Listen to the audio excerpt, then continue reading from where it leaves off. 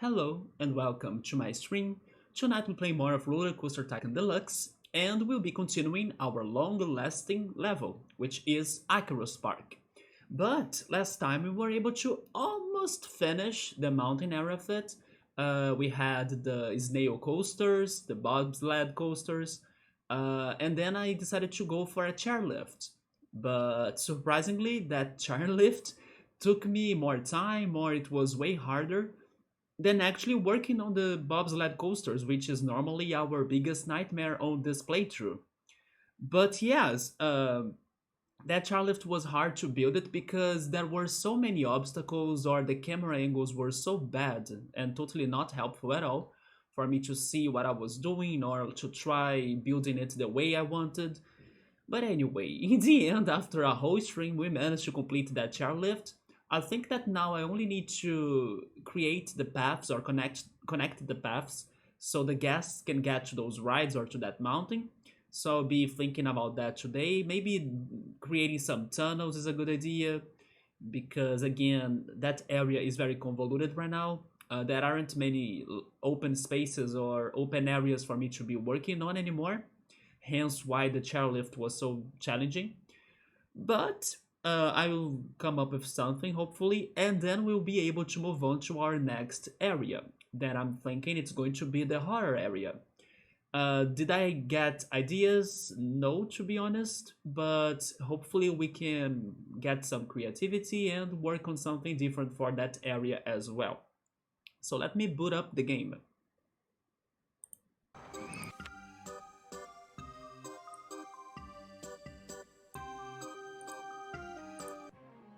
There we are, our crazy snail coaster combined with the chairlift. I forgot that I built also this bridge extension, right? That got a station for the chairlift. But yeah, building this chairlift was super crazy. But it worked, there are some people in there already. Thanks to a tunnel connected, wasn't it? Yes, I think I created a tunnel. Yeah, right there, under the exit of the chairlift. Yeah, that tunnel is connected to the medieval area, right here. You know what? Maybe I don't need to do anything else. I mean, gas will be lost there, of course. Oh, never mind. The gas still can't get to the coasters or to the mini golf. No, no, no. They can get to the mini golf, right? Or can't they? They can, right there. Yeah, that guy just entered the mini golf. There we go. So it's just for the coasters, alright. Let me see how can I do this. I think another tunnel. Yeah, another tunnel would be the best idea. Show me underground view. Remove vertical faces.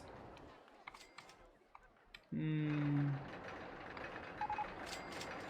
That right there is not outside, is it?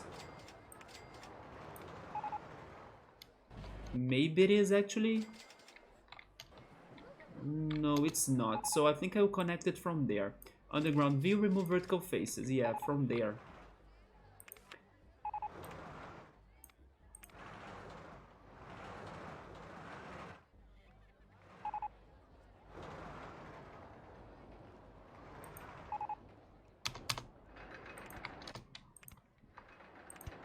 So I'm actually under the exit.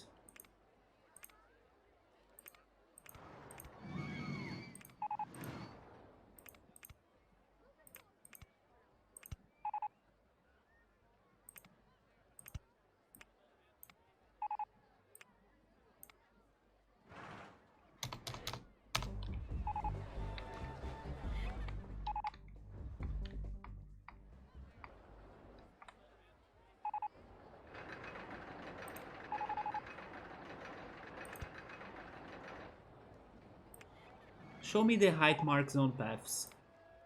19, I need to get to 21, okay.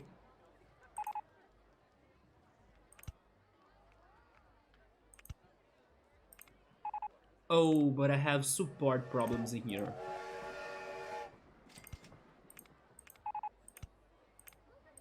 But never mind, I just did it. There we go. Now let me get a connection to the entrance. Nice. And then we'll continue this path, I guess. Or should I make another tunnel? Show me underground view, remove vertical faces. Maybe another tunnel could work too. Also, by the way, I'm poor. So instead of continuing this right now, even though I wanted to continue it, you know what? I can open that coaster now at least, so... Also, do I have a single car? One train, there we go. Yeah, hopefully that coaster will already start helping us out in here.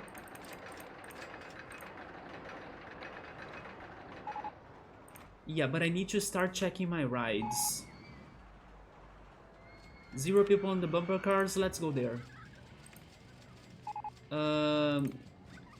Let's make some new bumper cars.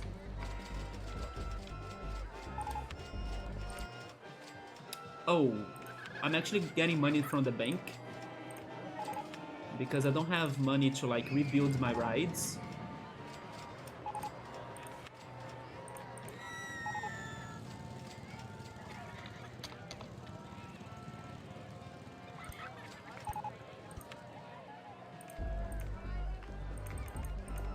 And there we go, bumper cars are back. What else? Circus. Okay, the 2 circus. Let's go.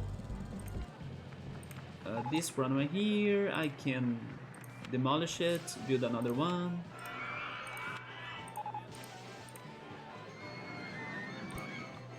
That's wrong. Remove vertical faces again. Today has been the remove vertical faces day. Although that was not too helpful. See-through rides, maybe?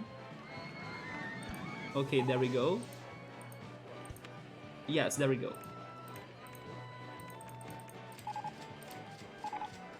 Next is the other circus that is right here. I can also rebuild it.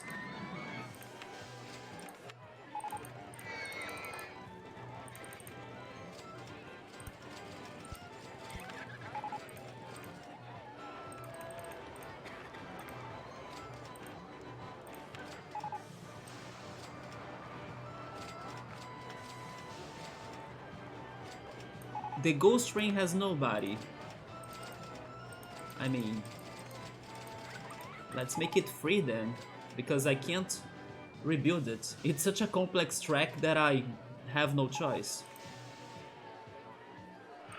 The go-karts are fine. The haunted house has trouble. Okay. Haunted house and all of my mazes. But also the merry-go-round. Okay, so haunted house, merry-go-round.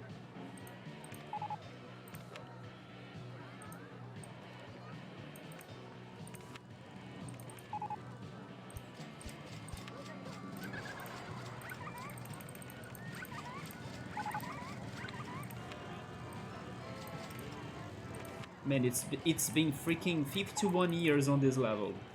51 hours on this level. But we are getting there, slowly and steady. What else is left?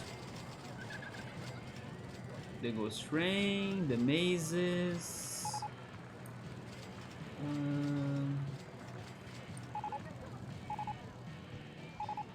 2 coasters, 7 and 8. Oh, those 2 coasters, okay. Then the space rings. Yeah, and then that's it. Space rings. And then my medieval coasters.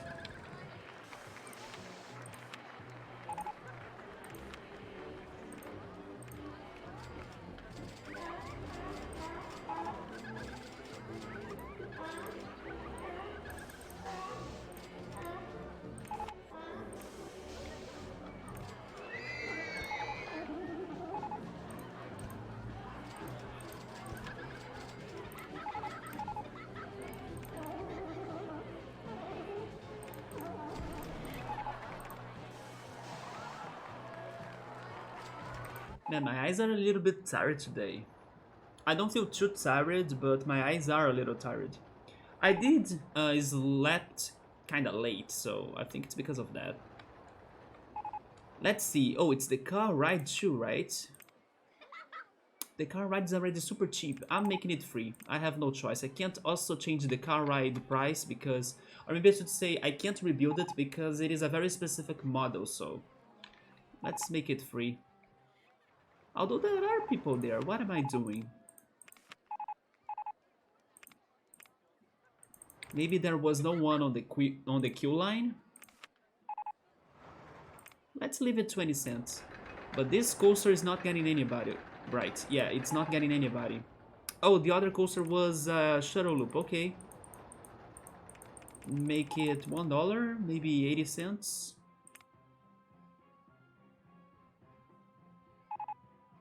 I think people are going there now, hopefully. But this one, it's already 50 cents. I can't make it much cheaper. Oh, but someone is going, okay.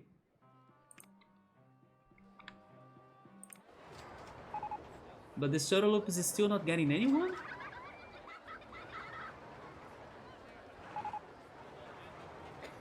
Oh, it's because it is stuck. Look at that. How did that happen?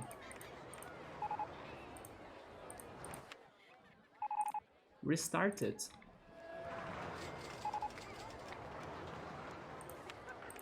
Maybe I can even get it back to its original price. No, never mind. Nobody's on the queue.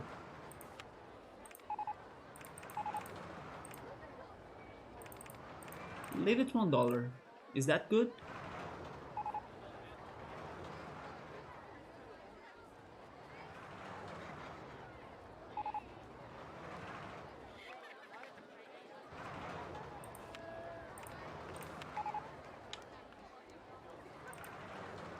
I really have no idea. No one is getting there.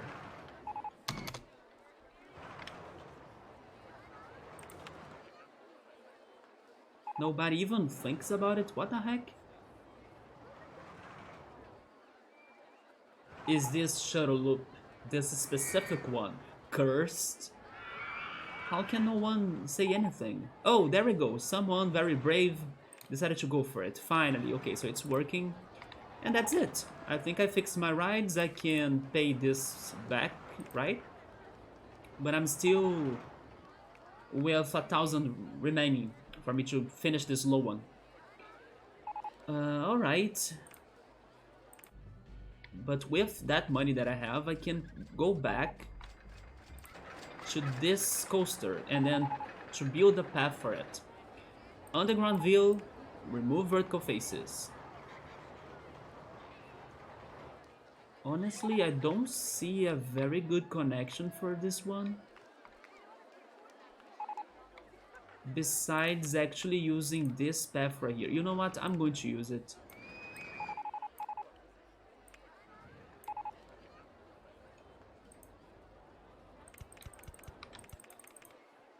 Oh, that's too high. Okay, make a turn.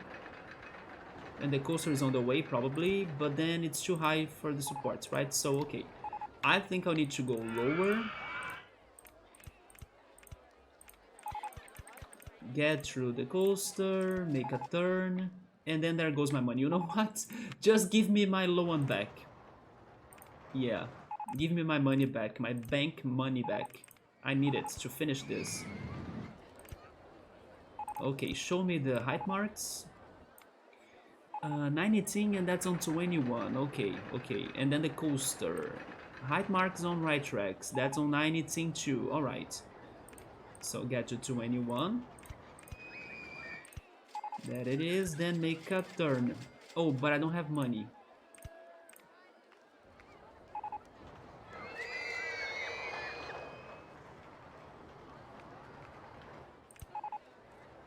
Just one more, please, before I get on the negative. There we go. Now I need to connect the entrance.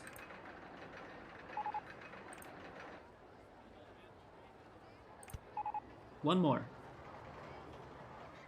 You know what? The entrance would be more beautiful if it was connecting There, right?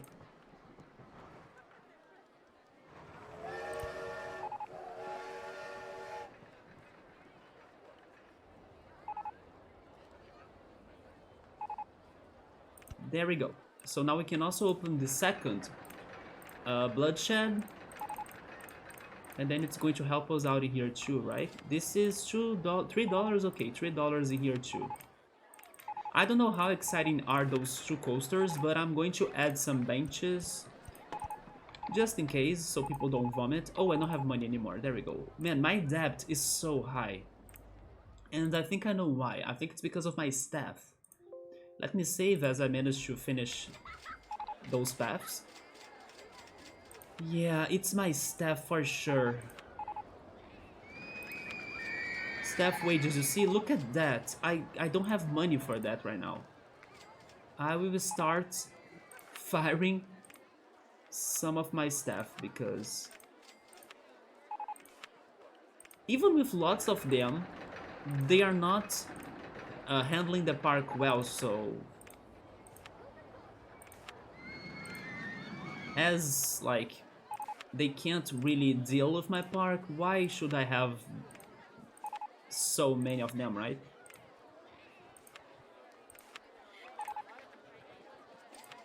Let's skip 18. My mechanics, those are probably the craziest staff of my level or of my park. They can't get my rides, everything is breaking down, it's such a madness. The security guards are also not doing a good job. Unfortunately, everywhere I look there is something broken, especially on the bridge that has some posts and everything. So let's just keep 5, I guess. And the dependents, we only have 7. I'll keep them. There we go. So I decreased my staff, so hopefully my staff wages, they will also go lower or go down. Because, yes, I was not able to handle that. I think that's it for the mountain area. So let's just think about our next area. These paths, they don't look too good, but it was a confusing area or section for me to be working at. So I take the snail coaster, I take the mini golf. Even the chairlift was such a craziness to build it. So let's just leave this confusing area and proceed to the next one. The next one should be right here. And then I was planning to make it like a horror part.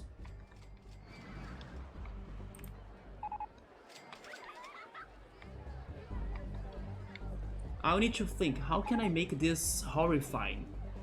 Let me see what I have as options.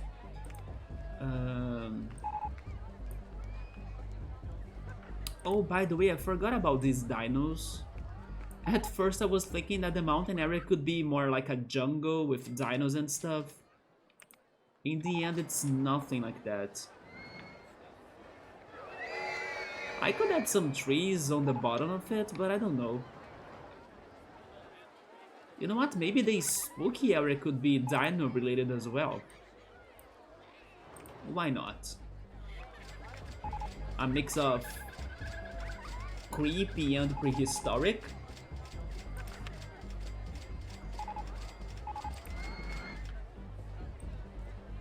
We have gargoyles, we have skulls, cauldrons, and then the dinos. What if I go for a spooky jungle then? Since I couldn't build the jungle on the mountain, it could be here. But then it's all diagonal looking. I'm not sure if I like it that way, right? Let me think about the rides. If it is a spooky jungle, what would I want to see in there?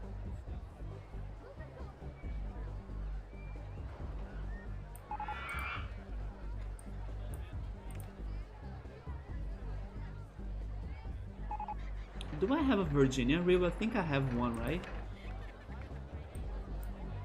In the alien area? Yeah.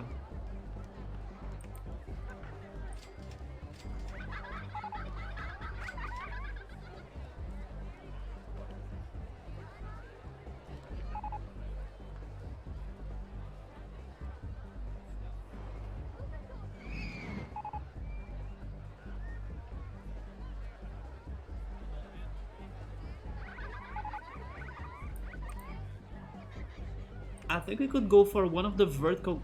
Wait, but we also have vertical coasters. We have that one at least, right? Or was it this one actually? Let me go check. In the bridge area we have vertical coasters.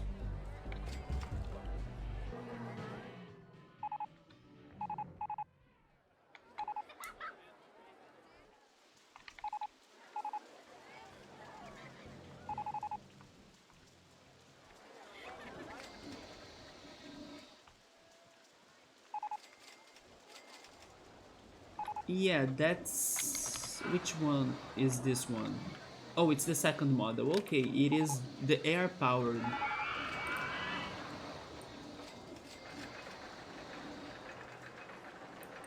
This is a suspended looping coaster.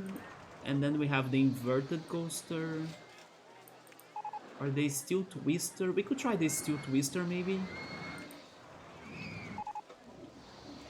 Or we could go for actually a water ride. Like the jungle ride. Or the river ride.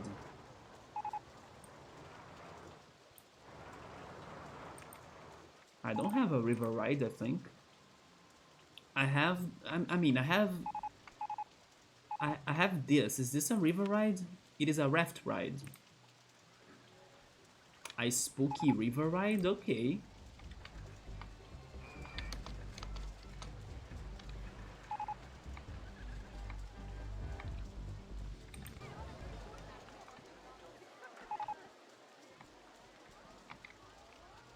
The thing is that I don't have a lot of money right now, so... Maybe I shouldn't go and change the landscape, because otherwise it's going to cost me a lot. But I'm still having a lot of wages. Oh, now it's 2,000.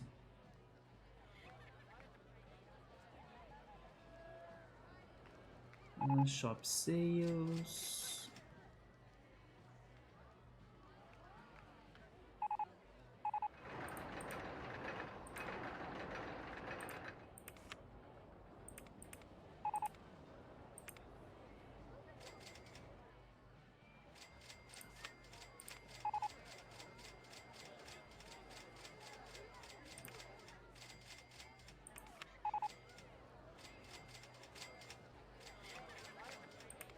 Yeah, the biggest problem right now is the park rating.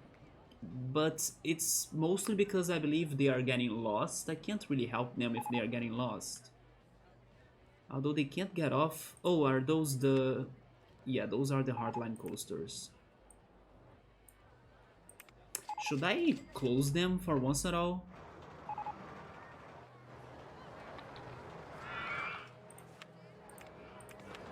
I think I'll close them. Or just leave them on the testing, you know?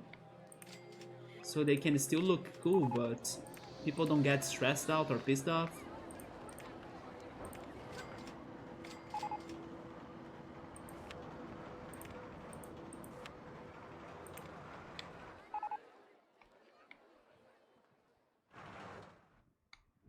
Maybe by leaving those guests from the ride, my park rating can be better. I think it's starting to grow a little bit. Yeah, you see?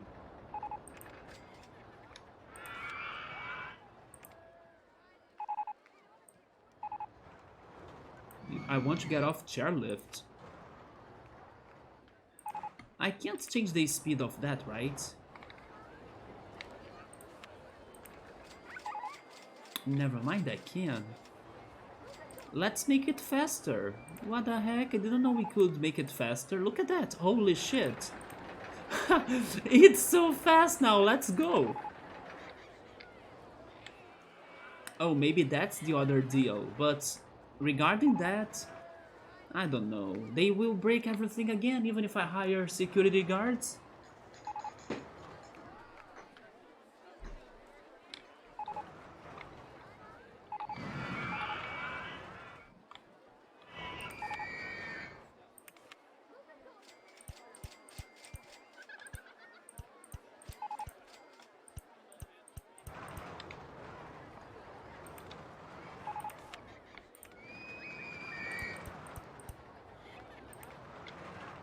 But yeah, right now I need to wait until I get more money so I can start working on things.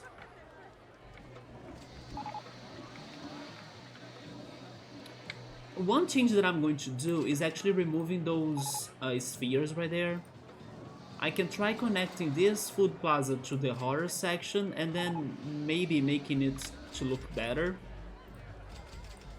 So I can get rid of this abstract kind of idea.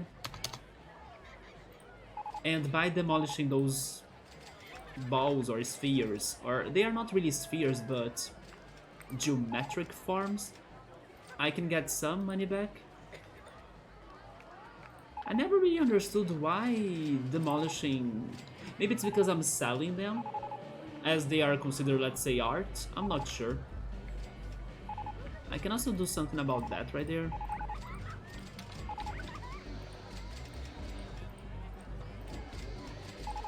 Yeah, this area is going through some big rhinos.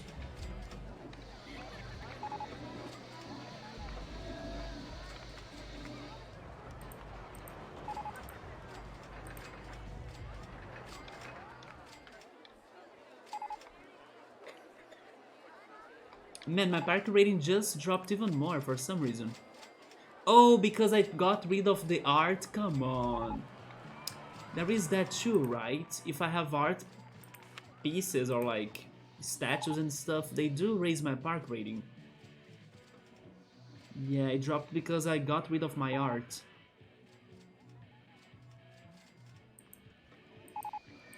I mean, but I will change this area, so... I don't want that to be there. There is even more in here.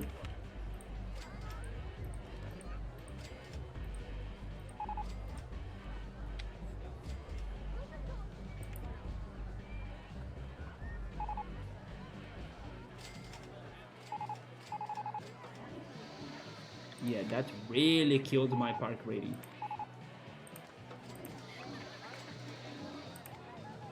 At least the money or my finances are getting better. Bathrooms in my park.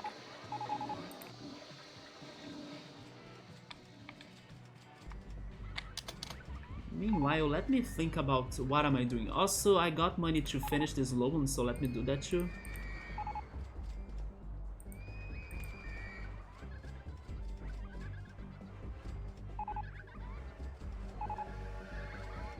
I kinda want a coaster and a river ride.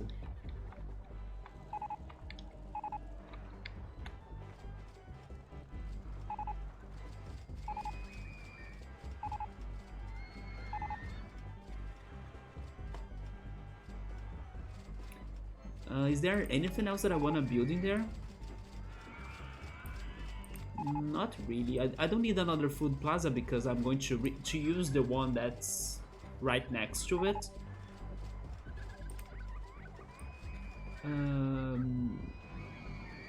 Wait, the Enterprise? No, we already have that.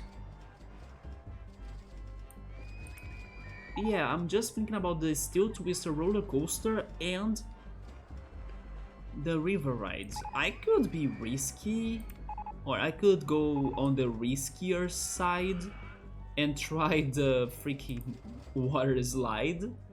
That's the water version of the bloodshed. I don't know. Not sure. I had luck on the bloodshed, but I don't know if that luck will stay with me for the water slide. Yeah, I think I'll go for those two only.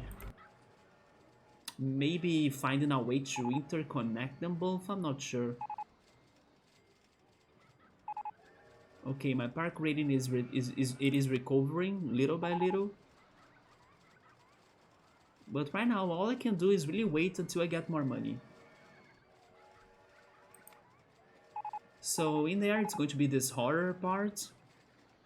While on the other side, it's going to be the rave party garden. Yeah, I have no idea what am I building there, but we'll see.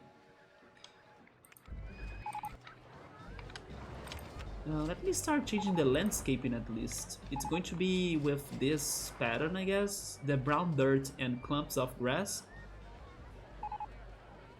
Yeah, let's start changing this then.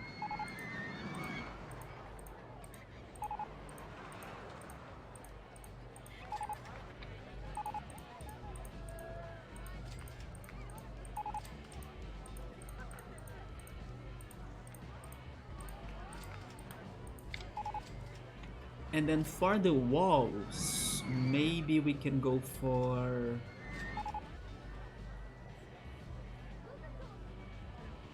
this one, rusty iron edges, or maybe wooden edges. Let's go black wooden edges.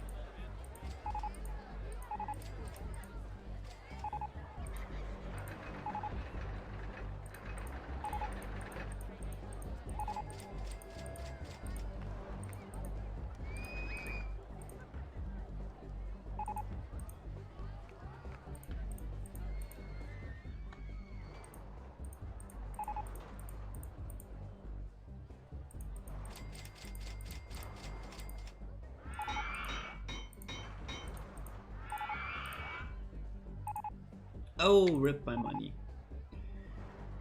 How are the finances now? I'm still spending 2,000 thanks to staff. I should be fighting more people then.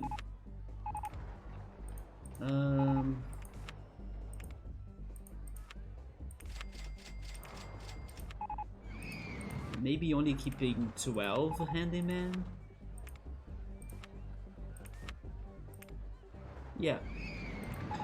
Then we have lots of mechanics. I can get rid of some. Not many, but some.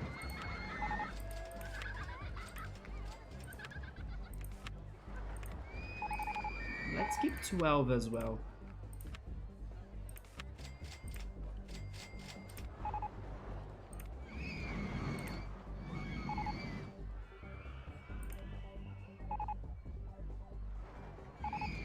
Now let me do a quick save. There we go. Hi Emily, hello, how are you? Emily, last time we talked on Discord, you were addicted or re-addicted to RollerCoaster Tycoon. You were playing Bumbly Beach, right? Where are you now on RollerCoaster Tycoon? Was it your last level? Yeah, I'm happy to see you are like fully back and charging on RollerCoaster Tycoon again. You've played so much, I was surprised, like you were playing like one level per day or something. And your custom models of coasters are great. Also, I see that sticker right there, and I think I know who sent it. Yeah, of course it is Meowser. Hey man, what's up, man? And he's using all of them, let's go. Yeah, there they are.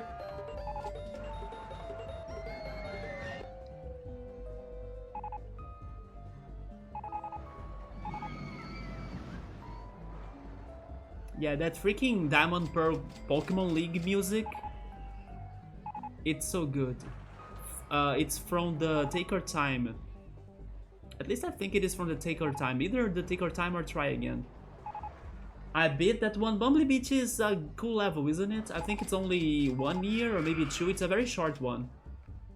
I don't know what's after that one. Me neither, but I kinda would guess we're getting close to Dinky Park. Yes, I remember Dinky Park. Also, meow, what's up? Hi, kitten. Do you have a cat, Meowser, by the way? You probably have a cat. Meanwhile, on my parking here, guys, I'm trying to get some money so I can start working on the next section, which is going to be a spooky jungle. Yeah, I came up with this idea right now, actually, or like a couple minutes ago, because I realized that I haven't used the dinosaur and like jungle decorations on the mountain. My original idea was using that on the mountain, but the mountain ended up being something completely crazy and different. So, as I also wasn't sure what I would be doing for the horror part, I decided to make it together with the dinosaurs and the jungle.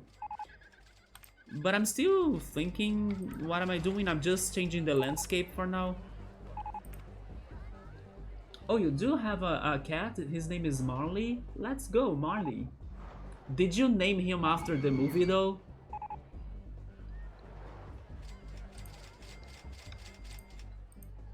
By the way, guys, I don't have like a crazy food talk for today, although I have two things to say. One thing is that I bought all of the ingredients I need for cooking a Brazilian hot dog. So this weekend on my streams, I'm probably going to show you the Brazilian hot dog that I will be cooking them myself. Second, I also bought something like 2 days ago, because 2 days ago we had a sale on this one app that I buy lots of shenanigans and like items, because they have a somewhat good price, and then in some special days once per month they have big sales and offers. So I did buy something that's probably going to become a channel redeem, and I think you guys will like it. You know what, maybe not a channel redeem. You know what, I bought two things. One could be a channel redeem, and the other one I could let's say bring it up myself sometimes during the streams. So yeah, when it gets to my home, you guys will see what I'm talking about. All I will say is that it's also related to food talk. I named him after, oh, Bob Marley, before Marley and me came out. Oh, there we go, there we go. The party background, okay, Meowser. There it is. I hope you can see it, because right now on my OB, yeah, you can see it, right? It's right there too. With this freaking bumper cars music, it's jam, right?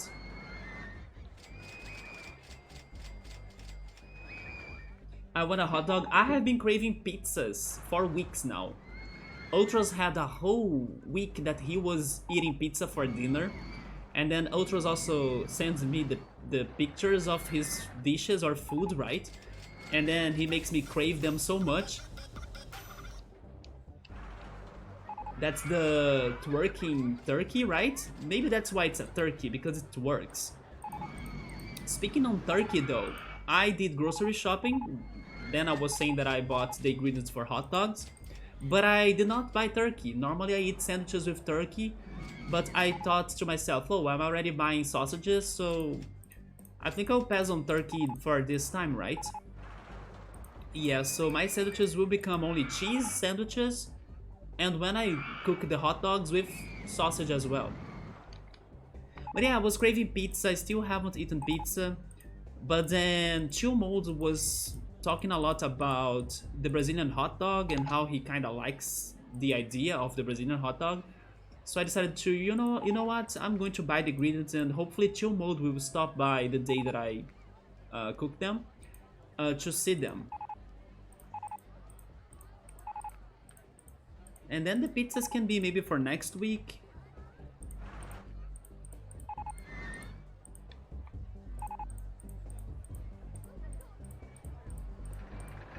I also bought something that I don't know if you guys have ever used this. It is like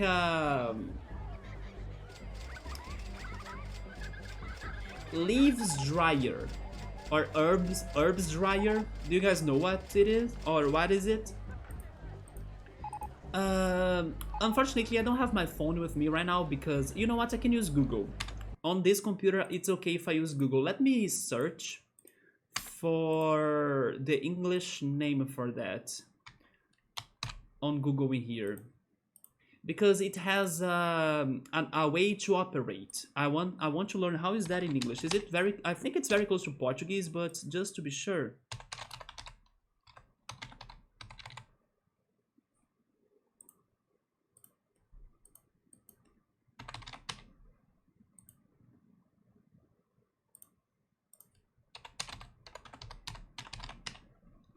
Centrifuge? Hopefully that's the pronunciation. Is it centrifuge?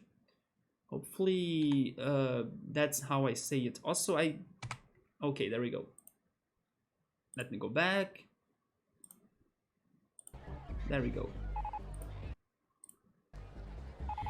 A dehydrator? Yes. It is a dehydrator by use of centrifuge. So basically it is like a cylindrical box that you wash your leaves, right? Like lettuce, arugula, cilantro, anything. And then you place the leaves and the herbs inside of the box.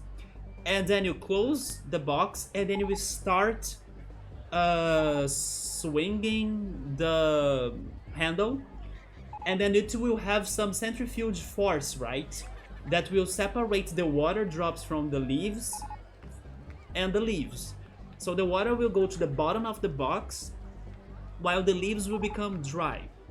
At least that's the idea, and according to some YouTube videos that I checked, it looks like it's going to work. While I didn't have such item, I had to dry my leaves by using like some towels or like some kitchen towels, or using my fan. I use it to like lay the leaves on my bed and then place my fan on its maximum speed or force to be drying the leaves. And that normally takes some time, or like it doesn't make them fully dry or something. So I decided to try this one item. It's like a centrifuge cylinder that you kinda move the handle a lot and then it's going to make your leaves drier. And I hope it works, because if it does it, then it's going to help me to keep my leaves at a good state for a longer time, right? Because normally those leaves, they go bad super quickly.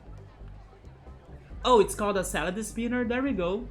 A salad spinner, they were great. Yeah, it was the first time I heard of it, but I was for some time thinking about buying something for storing my leaves, right? Or helping them to stay good for longer or edible for longer.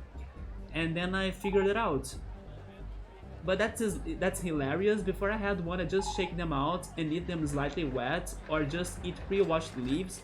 I think it's because probably, let's say, you eat your leaves as soon as you wash them.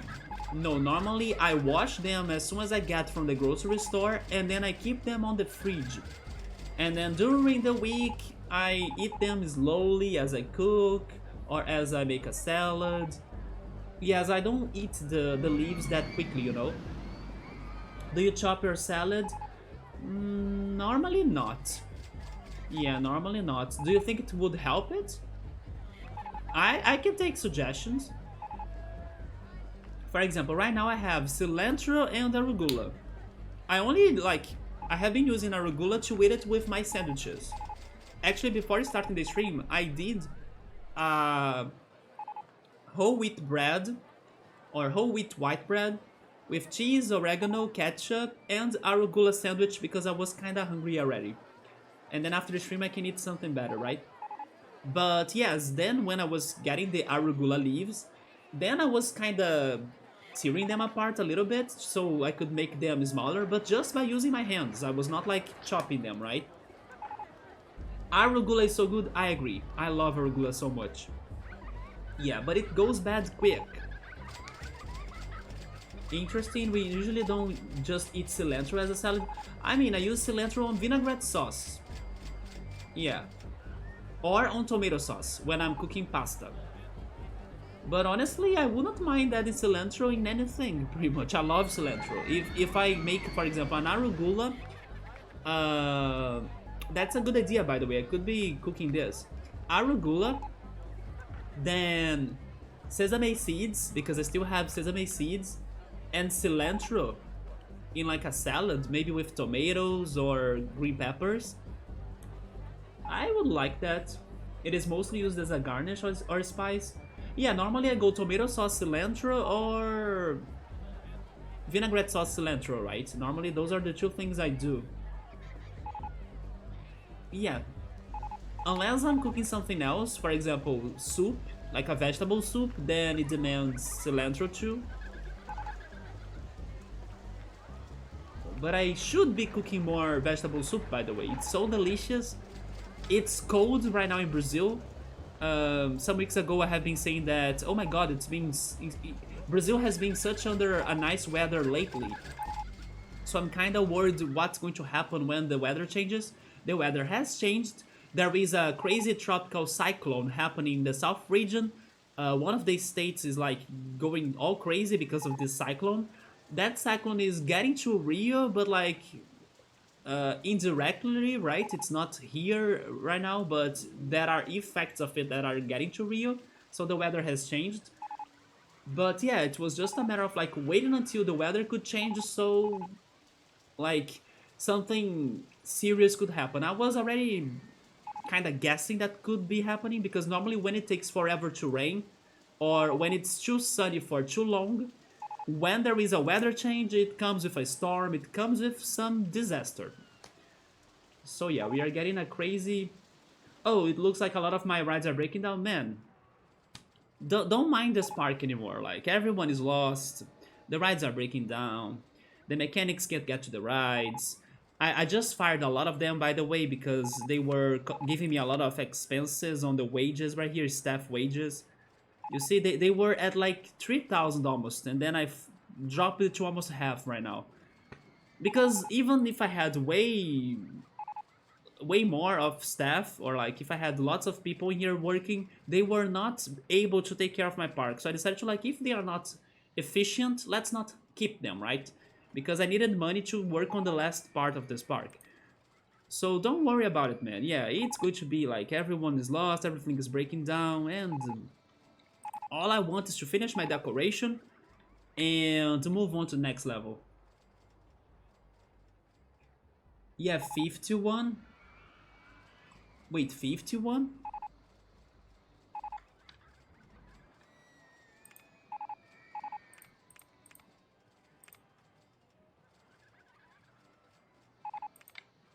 Oh, year 51. There we go, there we go. I was thinking you kind of summed the amount of staff members that I have. Look at all of those mechanics. They are all busy. Everyone is busy, you see? Some will get to their rides, some will not. Yeah, it's been year 51, so the more you play a level in this game, the more problems you get with time, right? I just saw that right now. It's the typical corporate way of thinking. You are becoming a maniacal overlord quite nicely. You know who would be proud of me? Pilot. Yeah, Pilot always criticizes me or says that, oh, you're playing that capitalism game, aren't you? That you put some pandas to be working in there, like with slavery conditions and stuff like that, like non-good working conditions. Yeah, Pilot would be giving me a medal right now if he were here too. Yeah, that's the panda army, you know? Not me being a tycoon. Not on this level though, maybe on other level.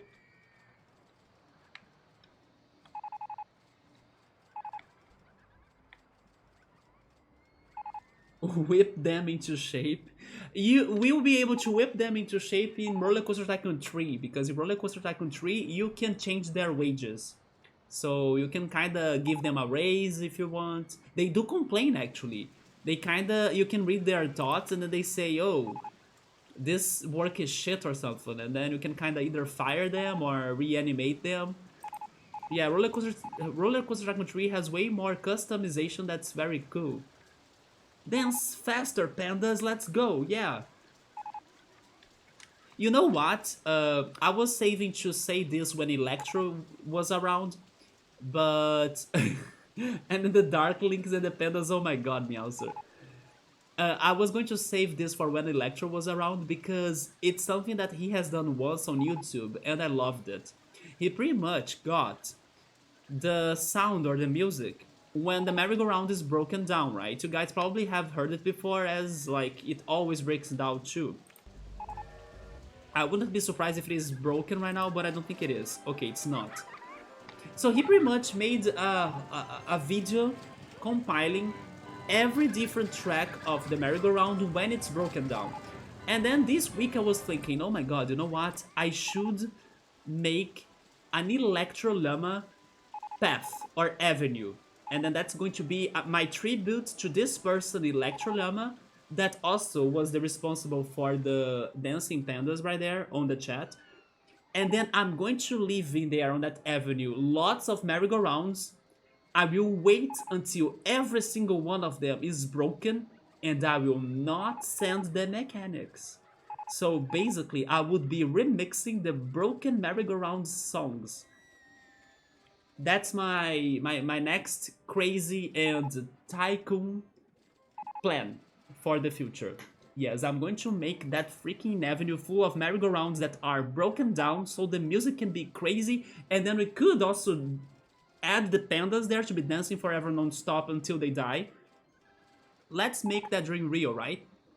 Yeah, I would tell Electro that because he gave me this dark idea.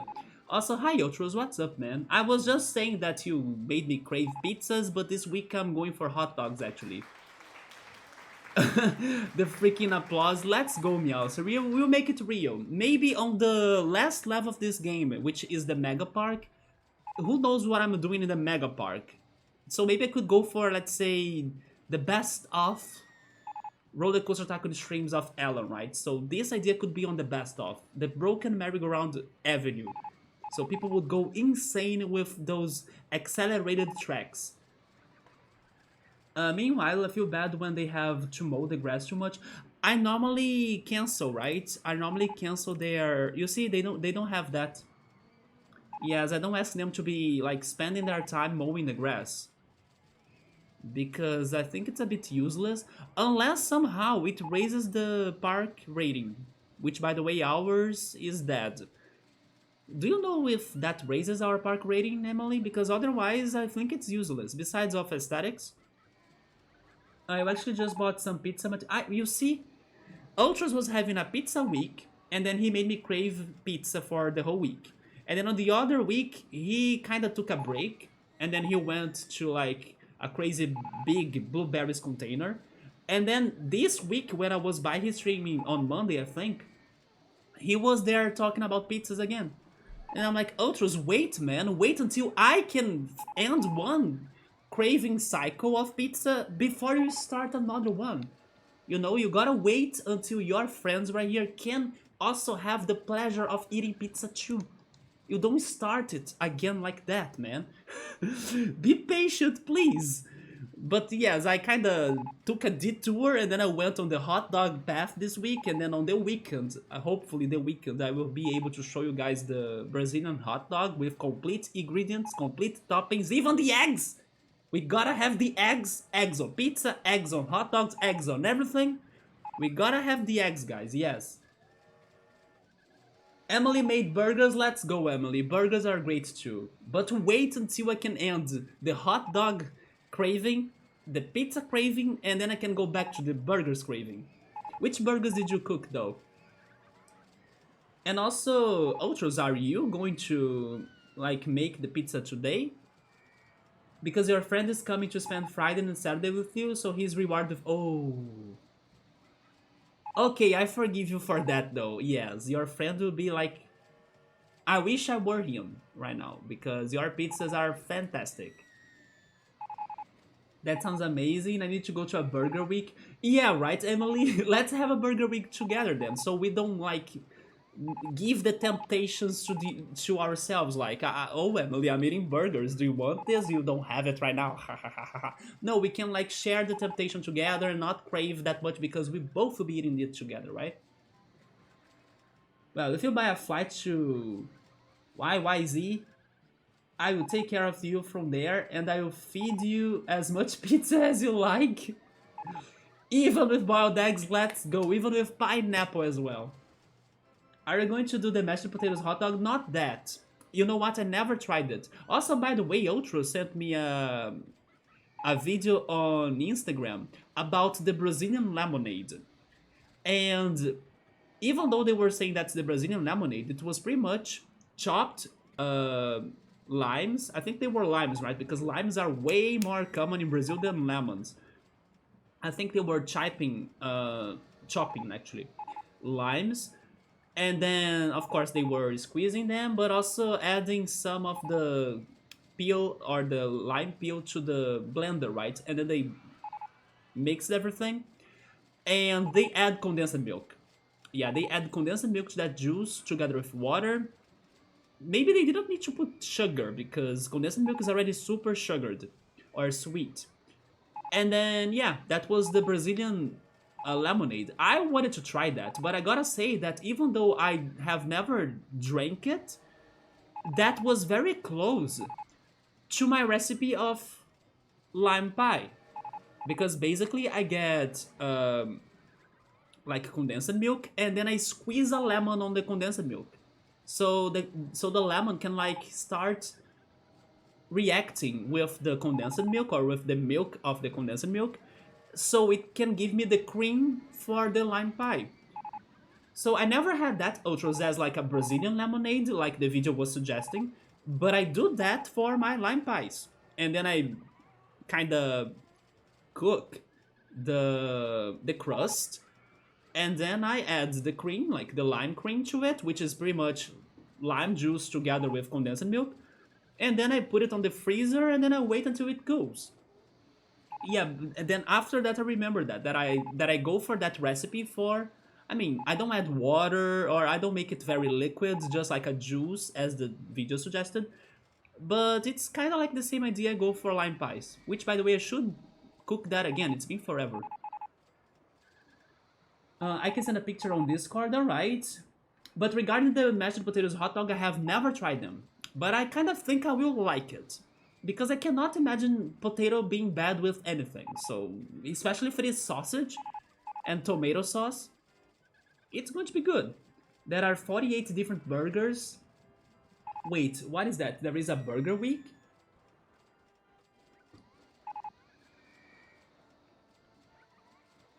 A burger week. Have you guys ever had a sausage burger or a sausage patty? I had that earlier this week. Wait, earlier this year, right? Actually, not long ago. I think in June. Yeah, when I returned to Rio after a long time, I went to the planetarium of Rio, and then they were held in a. Maybe I should say holding. And then they were holding a food truck event in there with some traditional Brazilian patties dishes too. And in there, I tried a burger that had a sausage patty and also a raspberry sauce. Yeah, it was a sausage patty and a raspberry sauce. It was very good, especially because raspberry things are not common in Brazil. So they are having Portland Mercury's Burger Week. Holy shit. Meowser, please go there for us, right? I like how it is sponsored by Jim Beam. So I don't drink. Jim Beam is a whiskey brand, isn't it? I don't drink, but I will always be glad or grateful for Jim Beam to bring my favorite band to Brazil on a free show in São Paulo. Which, by the way, was the reason why I traveled to São Paulo for the first time. I will always be glad for Jim Beam to sponsoring that concert of Wild Nothing, by the way, my favorite band. Yeah, I'm super thankful to Jim Beam for that. They're having the chile, pimento, yeah, burger, the beef shawarma burger, the best damn burger in town, Jesus. That's a very confident burger. The bulk burger, what the heck is a bulk? The Big Nick, Beyond PB, plus JJ Bacon Cheeseburger, the Bone Marrow Burger, the Brisket Bacon Brie Burger, the brunch burger, the campfire smash burger, the buffalo range burger, the chorizo chile burger, eye of the tiger burger. There is one that's called Dick's on Fire. Oh my god. There is one that's crispy onion Oklahoma burger, the fancy ass sliders. Okay, these burger names are getting weird. The Fancy Beast 2.0. It's like you get to the food truck, hey, I want a fancy ass, please. The French onion dip burger, the green chili smash, the gimme gimme kimchi, the free Thai Stevens. I love how there is one right there that's only a drawing. Someone drew the burger right there. It's the Hatch green chili cheeseburger with cheese balls for $8.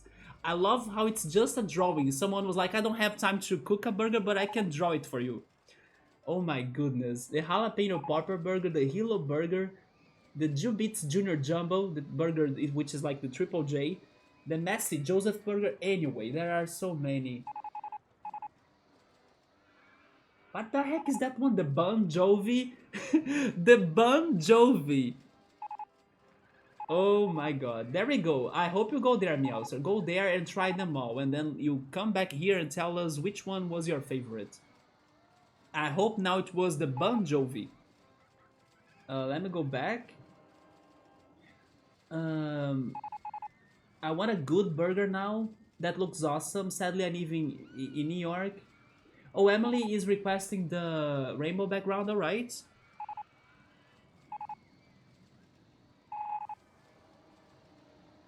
That it is. Yeah, all of that will grab at some extra flavor, but over blending it will ruin it. I see, so you have a proper time for the Brazilian lemonade for you to keep it mixing. Because once you break up the pith, the white part of the skin, it gets super bitter. Oh yeah, you gotta filter that, right? Yeah, you gotta kinda either cut it off or filter it. I would do the lime and condensed milk, but I would take the sugar out. Oh yes, because then it would be extra sweet. I also do that. I sometimes even add some heavy cream to kinda try to, you know, make the sweetness smoother or better. Adding more sugar to something blended with condensed milk is liquid diabetes? Yes. Well, those videos are all by random idiots who make small misleading videos for a living. Although it is something good to try. I would try that drink. I know for sure many alcoholic drinks here in Brazil, they go with condensed milk too. But I don't drink alcohol, so I can't give you examples. Some AI bot probably generated a recipe for them and they pulled the country Brazil out of a hat. I mean, maybe that exists, but it's not someone that I have seen in my life so far, at least in Rio. But Brazil has so many regional variations or differences that I swear to God, guys, if you travel to Rio, it's going to be a complete different experience than traveling to the South region, then traveling to the Northeast region, then traveling to the North region. We are such a rich culture, and every place is completely different than the other. Hence why I say, and I tell every time in here, that I hate how Rio is like located next to two states that have amazing food, but Rio itself sucks. So even on the food, or on the food culture, you can notice big differences. Like if you travel to São Paulo will have the best pizza Brazil can offer you. They will have that mashed potatoes hot dog that Emily was bringing up too. It's like where it's common.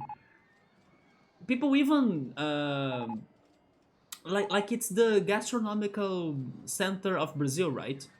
And I agree because the two times I went to São Paulo, from eating from the, let's say, cheapest place to the more expensive place, I had a delight. I ate so well. Everything was so delicious. While in Rio, I'm always under the risk of getting something burned and paying a lot for it. And then the other states that's on the other side, they have many desserts. They have a delicious beans recipe. They have things with dulce de leche, that pumpkin paste with coconut, or yeah, pumpkin paste with coconuts that I was showing you guys in the past streams, that I still have it. I even ate a spoon of it earlier today. It's a specialty from this other state. Anyway, they also have lots of cheese, like Romeo and Juliet, which is like guava paste and cheese. It's also something very common in there. While Rio is, I don't know, Rio trying hard to compete against the other states, but it can't. It's so bad. So yeah, things in here, maybe like there is another state in Brazil where the Brazilian lemonade from that video will be common. But in Rio itself, I have never heard of that. Emily sent the picture, although my phone is recharging, Emily. I'll need to check it out later. So it is a common breakfast sandwich. I'm gonna eat a bunch, but I'm gonna get super fat. Do you think that if you kinda, let's say, purchase some burgers but kinda bring them home to be eating them during the week, is that going to be too bad as well? For example, asking for a takeout, I think that's the word in English. You order some burgers for a takeout, and then you kind of store them at home, and then you eat them on the other days. I mean, they won't be fresh, delicious, like eating on the same day, right? But it is an alternative for like trying even more burgers than what you can eat for that one day. I'm just reading more about Brazilian hot dog preparations. It's pretty much a regular hot dog with lots of toppings. You guys will see it. What a difference from North American typical hot dogs, yeah, right? I post a picture on Discord of all of the ingredients I'm using for when I cook the Brazilian hot dog. It's like more than 7, 8 toppings. I can bring them up. Peas, quail eggs, corn, raisins, tomatoes, green peppers, onions, ketchup, mustard, and the potato chips. Yes, I think that's all. Those are the toppings I will have on my hot dog. That lemonade kind of sounds like morir soñando, to like die while dreaming. Yeah, which is what I think is an alcoholic drink, isn't it? Many alcoholic drinks in Brazil, they do get some condensed milk in them. The orange milk drink that you made, orange milk drink. You know what? I think you have sent me some pictures of Morir Sonhando before, because I do remember this talk before. Between Canada and the US, and just different states in general, there are different sort of styles. It seems like every corner has their own style hot dog, but there is a common thread. Your hot dogs just seem inordinary, but not in a bad way, just a very different way to have hot dogs. What do you mean inordinary? You cook the hot dogs in tomato sauce, corn, then on a bun with a matchstick potatoes. Yes. Yeah, that's like the basic, the one we have. But then you can add more toppings, even olives. I forgot about olives, although I don't have olives. There is no way I can eat 48 burgers in a week. Yeah, I can. I mean, I can eat. If they were smaller burgers, I can eat a lot. For example, on a dinner, I can eat 4 or 5 burgers on a single dinner. So if I were like focusing on eating lots of burgers, maybe I could. Although I wouldn't do that to myself because it would be a fat bomb, right? So yeah, my health would say no. But when I eat burgers, I need to go for quantity, because even though I'm skinny, I have a black hole on my belly. I even named my pet worm. Did you guys know that I have a pet worm? My pet worm is named Adamastor. I'm not sure how to say that name in English, but Adamastor, yeah, Adamastor is my pet worm. I can eat a lot in quantity. I think I speak for a large portion of people when you think hot dogs typically are an image that comes to this in mind. I think it's a bun, the sausage, ketchup, and mustard. Yeah, that's the regular. But what I'm saying is that the Brazilian one is that plus extra, plus extravaganza, plus bonanza, plus fabulous, plus like all sorts of things you dream of, plus quail eggs, corn, mashed potato sticks, right? and then peas, and raisins even, and olives. Everything you can imagine that's edible, even mashed potatoes can be there. Maybe bacon as well, like bacon bits too. And honestly, it's delicious. It is a lot for you to be eating together, yeah, but it's super good. That would be an unlikely combination here for anyone, but that doesn't take out that it's good. It's just uncommon. But I think it's the hype of or the type of hot dog that would get a lot of street credit and become well enjoyed. Yeah, because it's junky. It's super junky. There used to be a place downtown in your city that was considered a hot doggery, specializing in lame, overpriced hot dogs and have these little heavy metal and punk concerts. I mean, they shouldn't be overpriced though. He never let cover bands play. Oh, and he forced bands to play until like 2 a.m. Like show has to go that late, and no one was ever there. It cost more money in staff and utility bills to keep it open past 11 p.m. This city is asleep by then. I hope that Gordon Ramsay stops by that place because Gordon Ramsay should go visit that episode of Kitchen Nightmare. Your reputation would be known as, is he the guy who puts raisins on his hot dog? Yeah, that's my quote, right? I will open a hot dog stall, and that's going to be my phrase. But ultras, here's the thing. The secret to success is not creating something that everybody loves. It's creating something for people that will love it, but they don't have many options or that they can't find them anywhere. Sometimes the alternative to success is like making what everyone do but differently. So if I just add raisins on my hot dog, it is already going to be specific enough, different enough for me to get some, let's say, attention. Because nobody else will do it the same way as I do. So don't underestimate that idea, man. I'm telling ya, people here in Brazil, at least in São Paulo, are crazy for mashed potatoes hot dogs.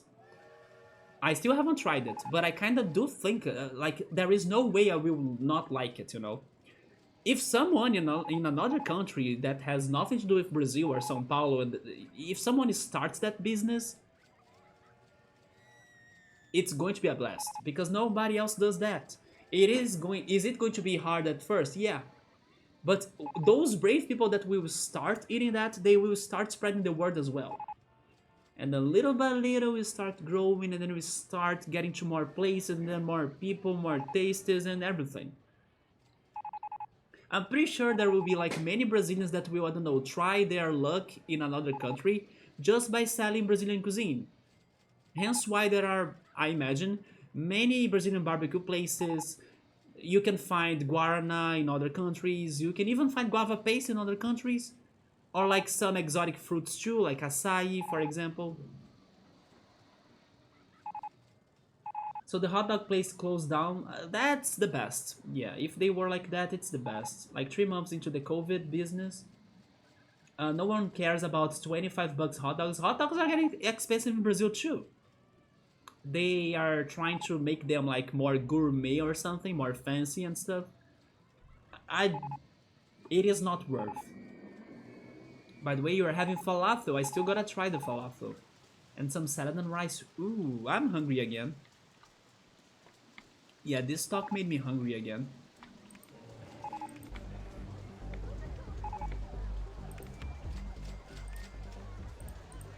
I was expecting to get more money on the game, but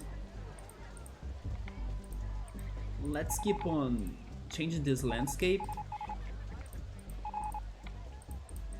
Were you able to head to the beach, Ultras, lately? Is the weather still super cold in there?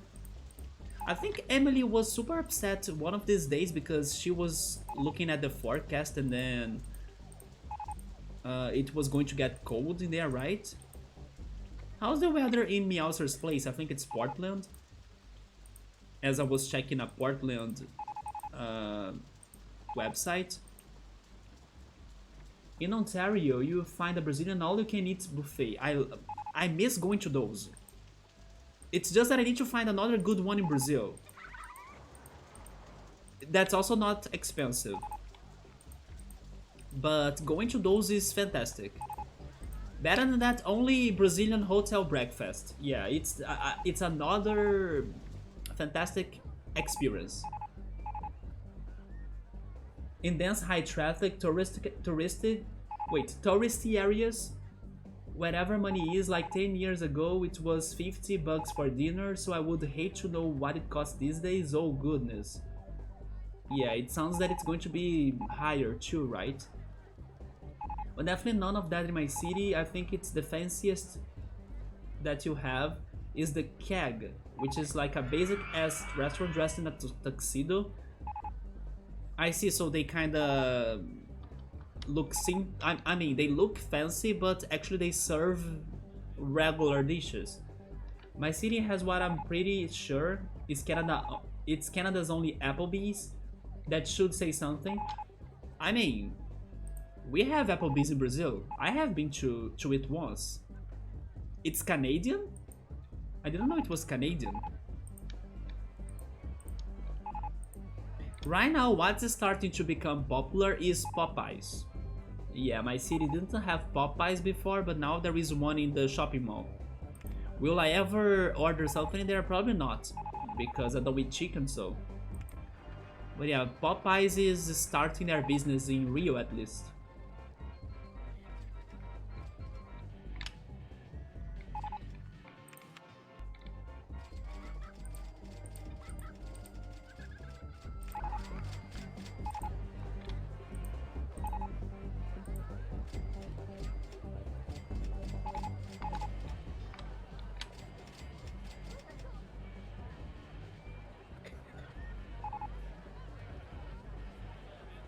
So even though I changed all of my ride prices, I'm still not getting profit in here.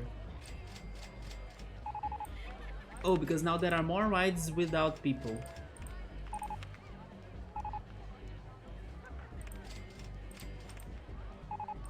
Or because I don't have many guests in my park too, right?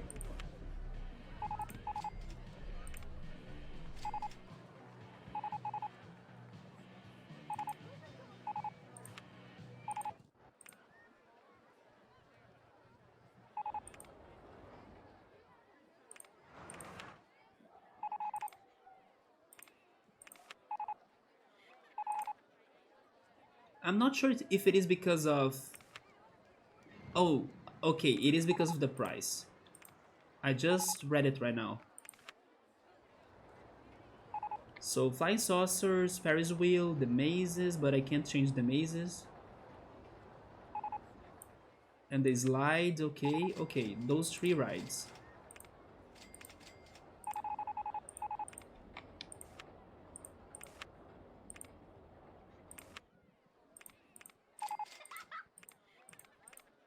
By the way, changing the topic completely. Wait, so for dinner, it's now $75 Monday to Thursday. And then from Friday to Sunday, it's 80 bucks. But I have a question. Normally, in other countries, all you can eat places, they are somewhat well known for their bad quality food, right? I think people even said that normally they are somewhat Chinese restaurants as well. Here in Brazil, it depends. You can find the low quality, um, all you can eat buffet restaurants, but there are some very good ones too. In case that one you're saying is somewhat good quality, and it does have, let's say, traditional or specific Brazilian food, then even though it is a somewhat high price, let's say it's good for the experience at least once maybe. But if it is just like what I'm expecting it to be, of like a somewhat sus quality food, then yeah, it is quite expensive. But yeah, but if they have, let's say, Brazilian food that you can't find anywhere that's well cooked and well done, then it could be more worth to experience that once, right? But it must be good quality. Also, hey Pepper, welcome. Also, chill mode, chill mode. I was mentioning you earlier, chill mode. Because I bought all of the ingredients for the Brazilian hot dog. Everything's in here. So chill mode will be around this weekend because I want to show you the Brazilian hot dog, as you are the #1 Brazilian hot dog fan of this channel. So I will cook them for you. You gotta be here because I bought everything. There are like 10 ingredients. It's like the fried chicken Jollibee. I wouldn't say bad quality. That probably will spend the most money on their cuts of meat. Probably they will have picanha. Yeah, picanha is the most expensive Brazilian cut of meat, right? Which is, by the way, my favorite, actually. I don't eat a lot of barbecue meat, but picanha is indeed good. Maybe that's what they really... maybe that's the reason why it's so pricey. I wonder if they will have chicken hearts. Because chicken hearts is also another dish of Brazilian barbecue. My sister is crazy for chicken hearts. I personally never tried it and I'm not interested because it sounds a bit disgusting, but people here love it. Chicken hearts.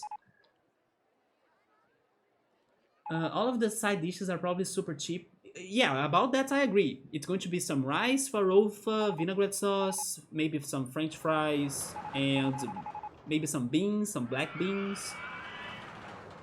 Grilled banana, grilled pineapple, that's how I'm imagining it. Or garlic bread. It's going to be the meat. I agree with you. The meat is going to be the expensive part of it. And then they make up for it, plus the alcohol sales and the high cost for the build. If you know how to freaking cook those dishes, you can save up a lot. And they are normally not too hard to cook, right? You just need to get the recipe, and you can pretty much find it anywhere on the internet. Where are the janitors or the garbage cans? Look at the state of those paths. I know, right? I just fired a lot of the handyman and the mechanics. Look at them, they're all busy. I just fired some security guards because I don't have money. And I was having a lot of staff wages. And even with like double amount of staff working in here, they were not taking care of the park. So you know what? I gave up on that. Why would I be paying for something that's not being effective? But I'm still trying to recover some money because I need to work on the next area. But it's because my park rating is dead. While my park rating will be like that, I can't get more guests. Without more guests, they won't go to my rides. Yeah, I should be doing something about the park rating. I just don't know what. Because I don't want to hire more staff, right? I can try start doing some cleaning process, but it's going to take forever. It's going to take the whole stream, I guess. Some Amazonian hot dog? Probably that you have something different in there. They have some different sauces in the Amazon region. There is this one thing called tucupi that I have never tried it, but they cook a lot of fish dishes with that. And people say that it has a very specific taste. It's quite popular, but I never tried it. Tucupi.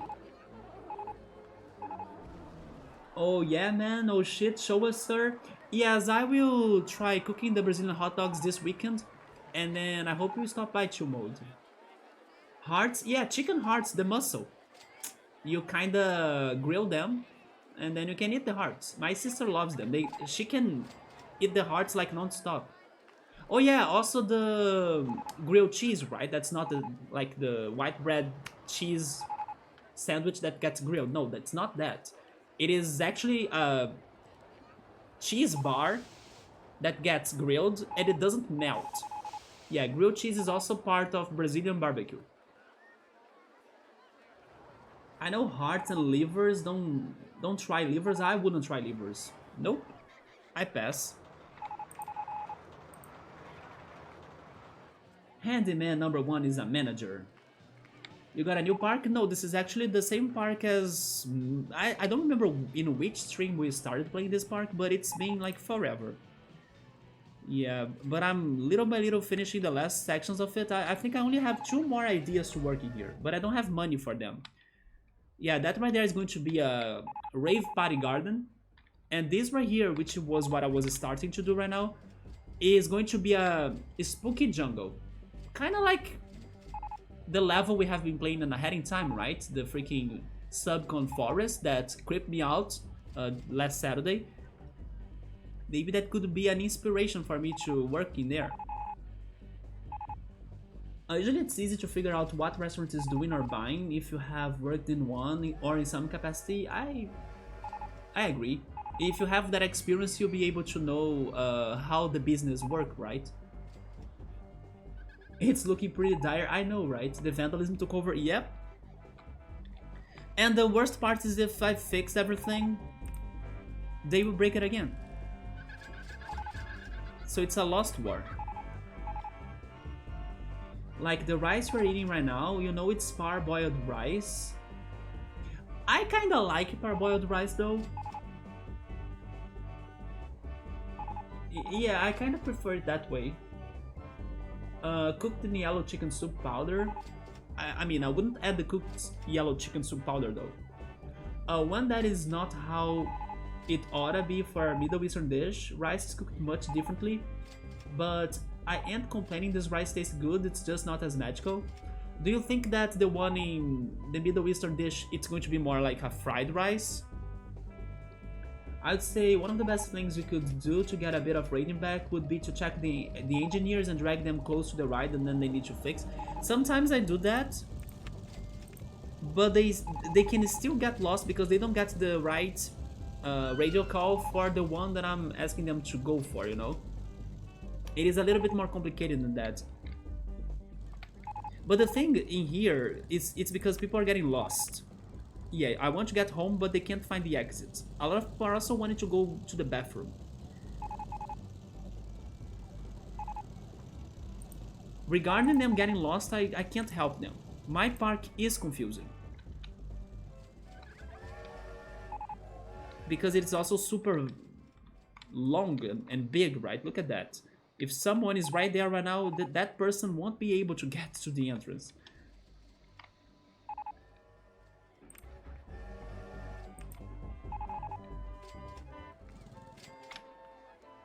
One good thing for me to do regarding the park rating is adding more art pieces. You know what? I think I'm going to do that with the bank's money.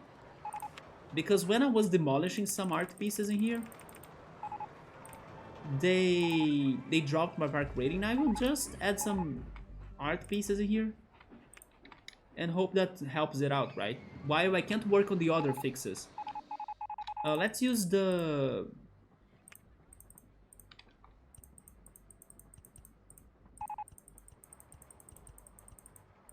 last area that I will be working on, but not now.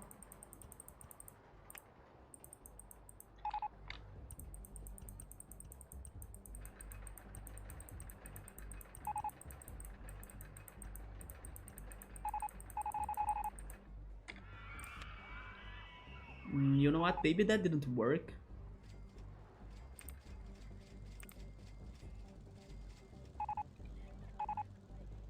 As they will get the call back again. Yeah, let me see what's broken right now. The chairlift?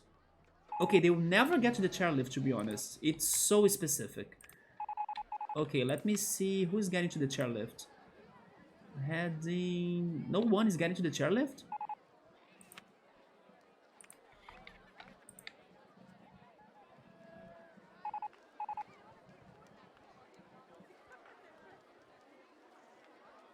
You see, he's heading to RollerCoaster 6 right now.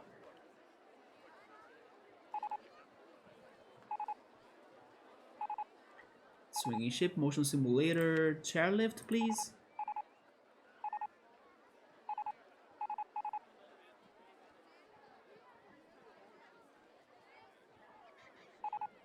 Slide one. Oh my god.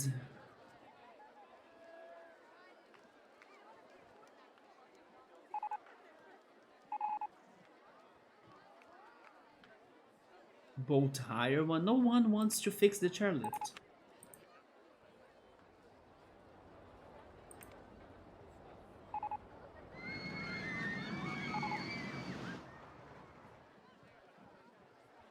Virginia. Real. This park is a lost cause. Swinging ship. Where is he? He's super far from it too. The swinging ship is on the other side. It's like right here.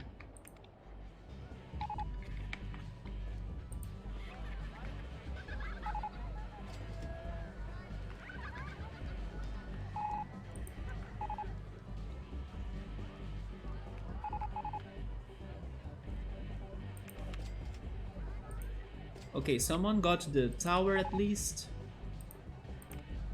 Fixing one of the coasters, nice.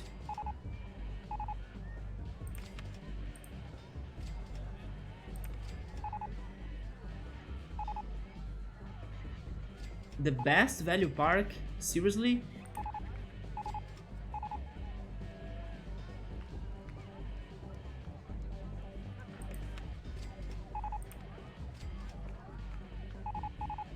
It's because everything is broken. My mechanics can't get to the places. There is a food village in the center? Yes, but I'm going to rework on it. I'm going to try making it more creepy and spooky. Okay, swinging ship 2 was fixed. No one wants to go to the freaking chairlift, are you kidding me?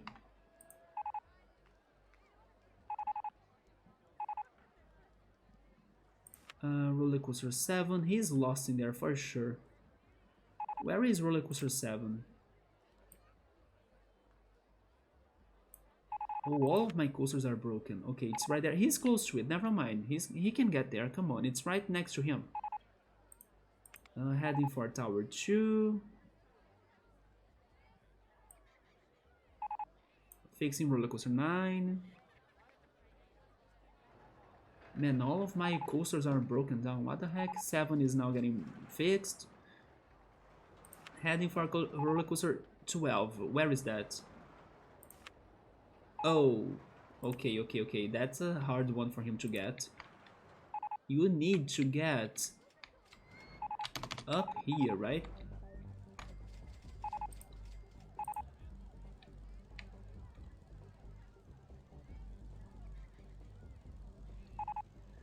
Cooking rice and chicken stock is nice. You soak it up.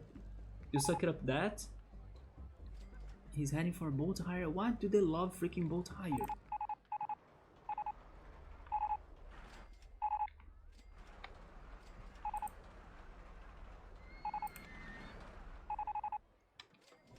Okay, they are fixing RollerCoaster 10. Little by little they are fixing the things. It's just that the park is long, they get lost.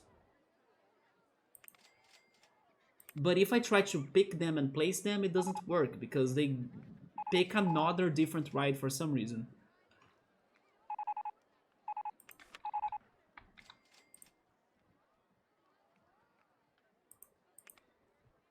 But yeah, they are working. Slide is now getting fixed, good. It's just a slow process. You were paranoid first vacation to the Philippines, you don't have a credit card, so you carried like 5,000 euros. It is a bad idea, it is dangerous. You didn't lost that money, right? Or any money, I hope. You landed there, no pesos for a taxi, bad planning now, good vacation though. A Brazilian hot dog, I'm hungry only by thinking on it right now, man. 10 ingredients, yeah, corn, peas, potato matchstick. Wait, potato matchsticks too, or like potato chips in like matchstick form. Raisins, tomato, green peppers, onions, ketchup, mustard, and quail eggs too. They need to get the Brazilian hot dog energy boost. Who's that mascot panda? I have 7 of them. Yeah, 7 of the pandas. Quail eggs, yes, on the hot dog. Boiled quail eggs. Man, the poor chairlift. Yeah, if my coasters are broken, I can't really get money at all.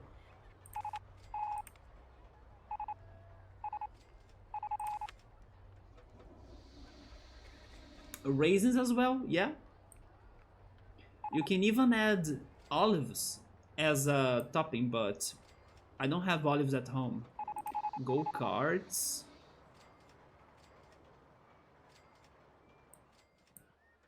This lifer is getting fixed.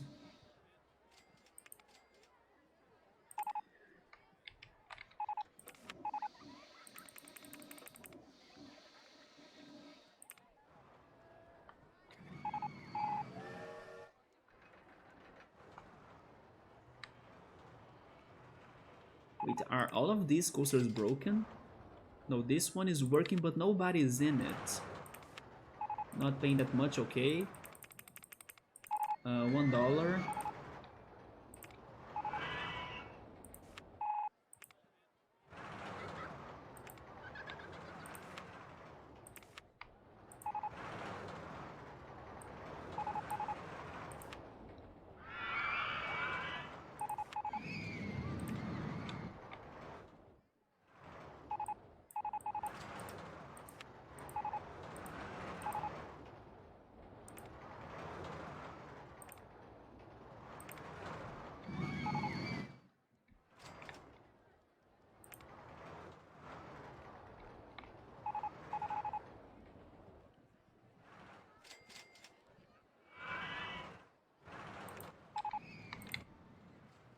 This is the biggest crisis I have had so far in this game.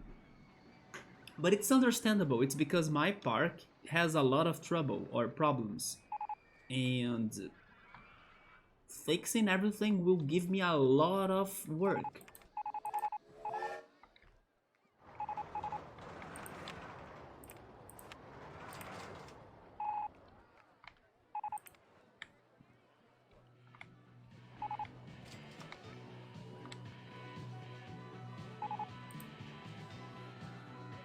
But as I don't have an option, I think I will start doing the hard work, right?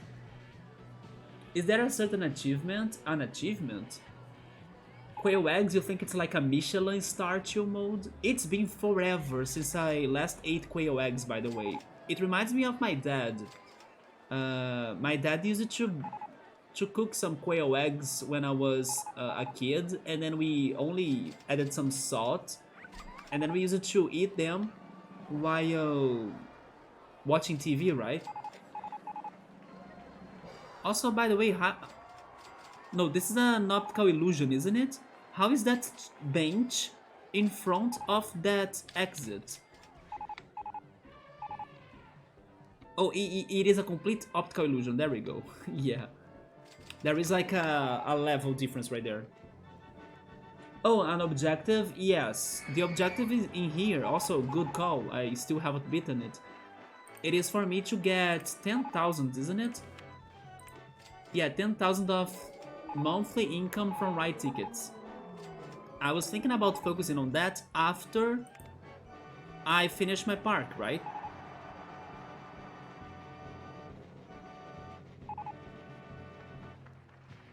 Because since I started this level, I have been focusing on the decoration, not on the objective.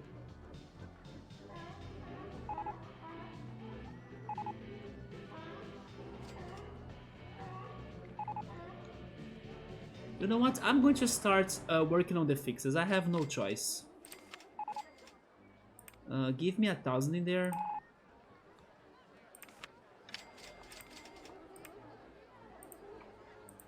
Man, I don't have the money for that? Come on.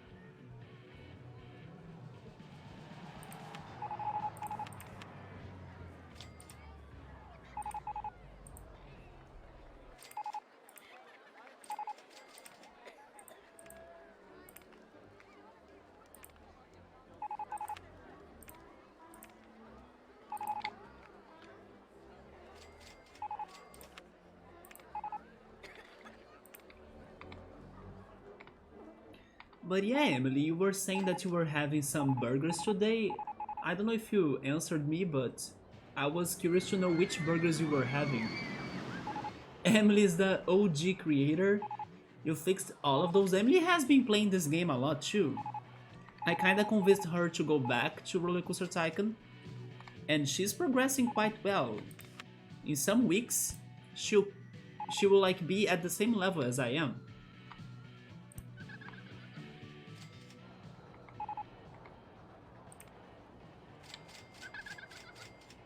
Especially because at this rate, I don't know if I'll be able to finish this level, right? I hope I will. I was getting close, but without money and with the park like this, now I'm not sure. All of those smileys, big boss. You need to introduce a 100,000 channel point redemption. I mean, the thing is that for the regulars, that's going to be okay for them to redeem it, but like, it is something very expensive for like new people. Not that I get many new people normally, but I think it's too high, too pricey. The quail eggs in there are usually considered super exotic in some way. Are they expensive? The ones I bought were not too expensive.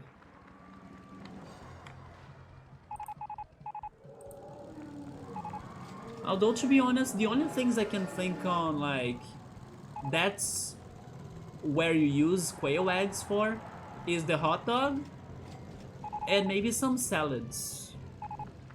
Yeah, I can't think on many dishes that you use quail eggs. But Outros, I will get a new channel redemption. Redemption, right? I was kind of mentioning it, that I bought it this week, like 2 days ago. But it's not going to be something super crazy expensive. It's just going to be a, let's say, a new feature. I was thinking about adding the Luigi hat as a channel redemption too, right? But I wouldn't make it super expensive.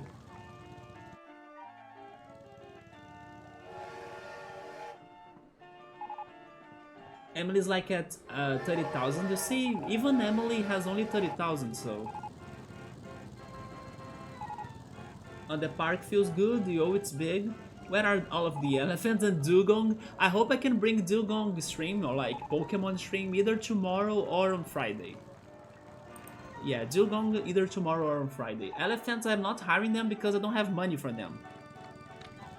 Although my park rating is finally growing a little bit, guys. Maybe it's because of the whole cleaning process and fixing the trash cans.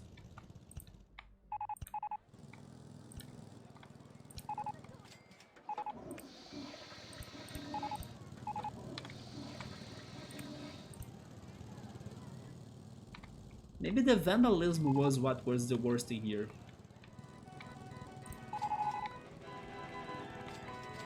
Also, by the way, I just got to an idea. Could super mini and small go-kart races or tracks be super profitable? You know what? I think they will be super profitable. I could go for them instead of like the shuttle loop. Like some ridiculous, small and short go-kart courses, you know? So they could like help me to maintain my profits, because go-karts is super profitable normally. I don't need to be dropping their prices at all. I mean, never mind, this is super... Rip my theory, yeah, this is super cheap. But normally they are a very good way of getting some income.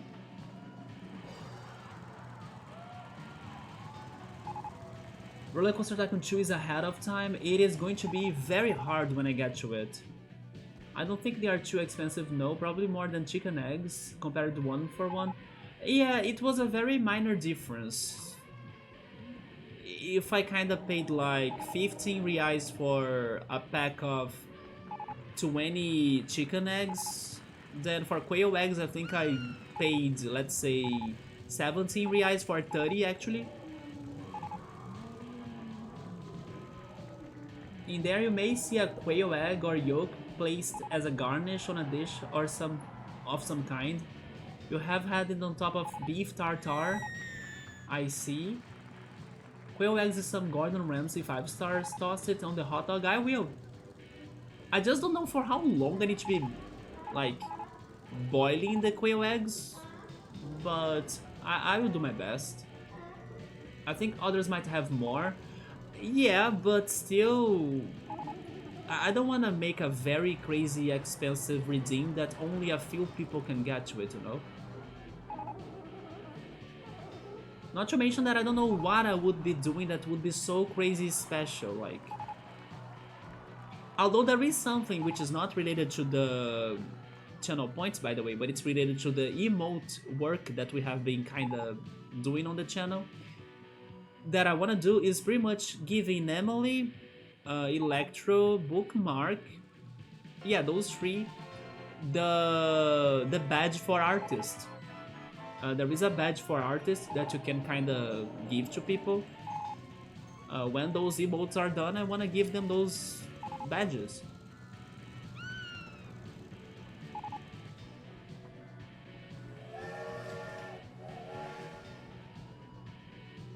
Ballot that chicken eglet.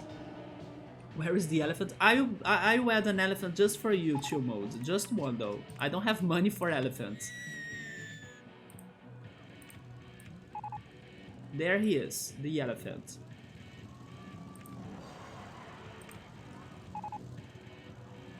Food has gotten so expensive in there. I hate it. Living in the city is the worst sometimes. In Rio, things are expensive too, right? Living in a touristic city can be the worst sometimes too, yeah? And then, like I was saying earlier, the food in here sucks. It is super bad. You really need to know where you're buying it. Here to double prices on everything. Jesus, where is the local produce at? You're trying your best. To be honest, I appreciate that. Emily, actually, today I ordered. It's funny how, like, lately, it's been... Like, the days that I have been ordering or... making commissions to artists. Because, like, Emily, Bookmark, and then I will contact X5's girlfriend when I have the ideas for the animated emotes. But today I paid this one artist that I have met in real life that he worked on the mellow, right? On that mellow right there. Because I wanted him to also draw a Gino to me, another character from our RPG. And yes, I made that commission. So I have been in touch with lots of artists, virtually and in real life, getting some art. So it's been like the art moment of my life, it seems. I only need to go back to museums, because I miss going to the museums.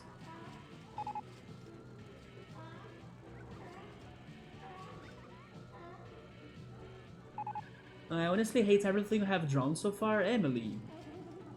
Don't feel like that. Also, hi Silver, what's up? If you want, Emily, we can like brainstorm the ideas too. For example, also you don't need to start, let's say, on the hyperlink, for example. Oh, I want you to have complete freedom of like what you want to do. One example, hyperlink right there normally doesn't have a sword.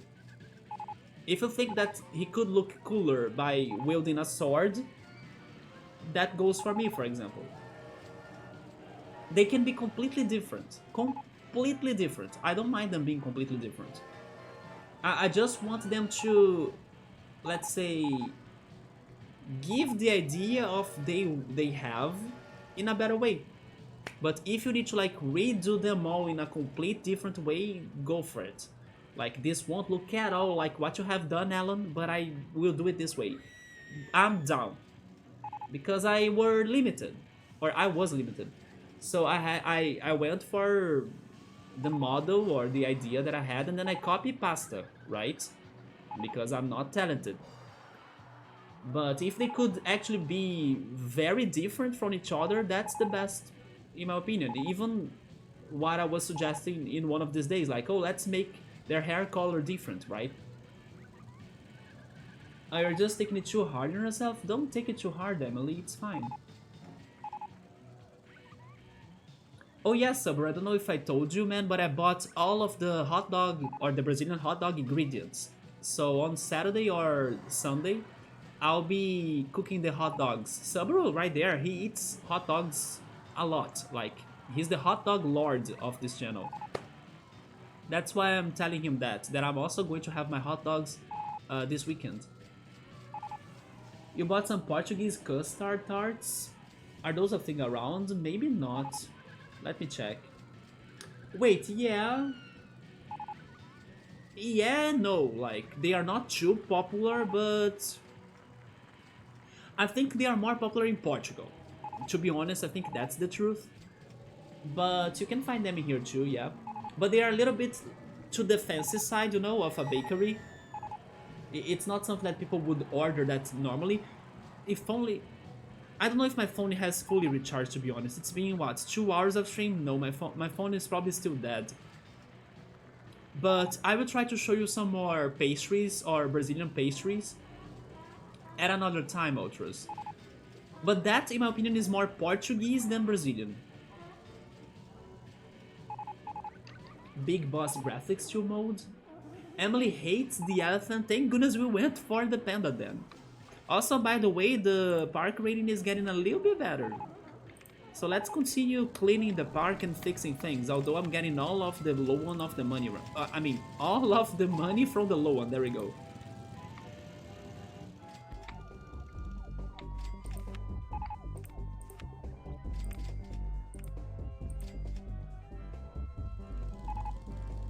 Sounds good, yo. Creativity is fake. For example, Emily, a Mona Lisa Link emote. Honestly, if it looks cool, I'm down. Why not? Yeah, it could work. It's not a bad idea, in my opinion. It could be like for abstract talks, like an artistic talk, right? Chill Mode has made a whole lizard cage, but felt small tossed it away. I think art is the same as cooking. Through time, lots trial and error. Yeah. Chill Mode wants a Subaru emote. You do want that. You also want a Gabriel emote, an Emily emote. How many hot dogs? Do you guys want me to go get the ingredients?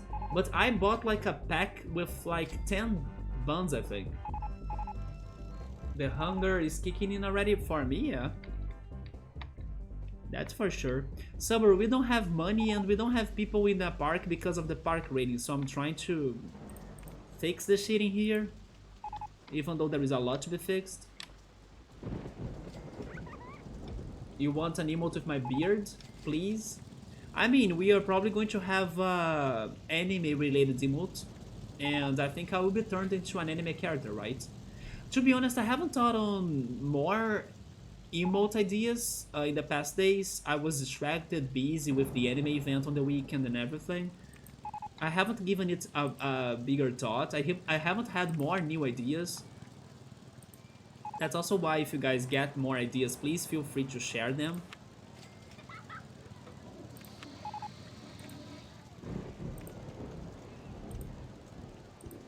But what I was able to do is that I will have a new channel redemption or a new channel idea, although it won't be as expensive as Ultra suggested. But in case I think on something crazy good in the future for such high point usage, then I can consider that. But yes, and I also got something that will be fun for the food talk. Yeah. I had a good time at the anime event. Yes, I played a lot of Mario Kart 8. Speaking on Mario Kart, there are some data miners getting to some music tracks or some parts of songs that were found in the last Mario Kart 8 DLC. And we can kinda assume those songs will be from upcoming racetracks, right? And I love the selection. According to the data miners, we might be getting Peach Gardens from the Mario Kart DS. I think it's one of my favorite tracks of that game. We might be getting Sunset Wilds from the GBA, the Game Boy Advanced. That track is beautiful and it does deserve a remake. We might also be getting Rock Rock Mountain, which is one of my favorite tracks of the 3DS game Mario Kart 7. We might be getting Rainbow Road of the 3DS2 Mario Kart 7, although it's a somewhat hard track, but it's fine. We might be getting Bull Lake, I think it's also from the GPA, but it's not a very remarkable track in my opinion. And Maple Tree Away, which is like a fan favorite from the Mario Kart Wii. And am I forgetting any? Those are the ones I remember now. Somebody's asking me if I can add an arcade on the park. An arcade? I can. The closest to an arcade is the motion simulator. Or the 3D cinema. Yeah, those two are the most arcade-like rides I can think. I think in RollerCoaster Tycoon 3, you can get more gaming-related things, right? Yeah, I think in the third game there is something closer to that. Oh, also GG's for joining Marbles. Man, I was so like hopeful I would be winning the races or at least one of the races, but the more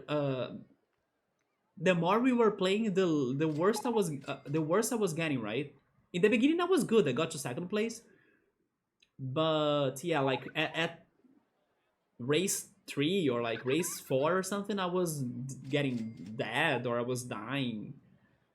But Marbles is fun, especially with you commenting on it. Yeah, you are a very great narrator.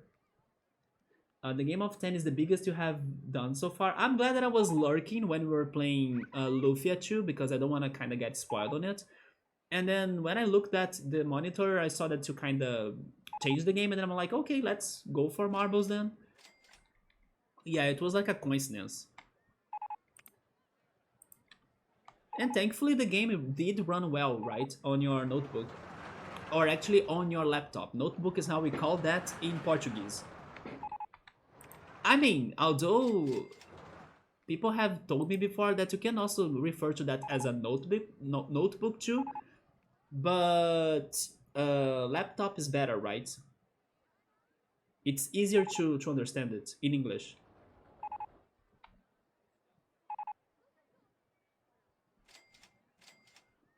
Yeah, we are kind of fixing the park rating a little bit. But then my rides are all broken still, right? The Baconator. Oh, at least now some coasters or most coasters are fixed, thank goodness. Some are on test run, yeah, because of the hardline that get people stuck. This has nobody. Let's drop the price. I'm actually surprised though, Truce, speaking on Lufia 2, that you are still going on that game. You are kind of getting to my standards of like taking long to beat the game.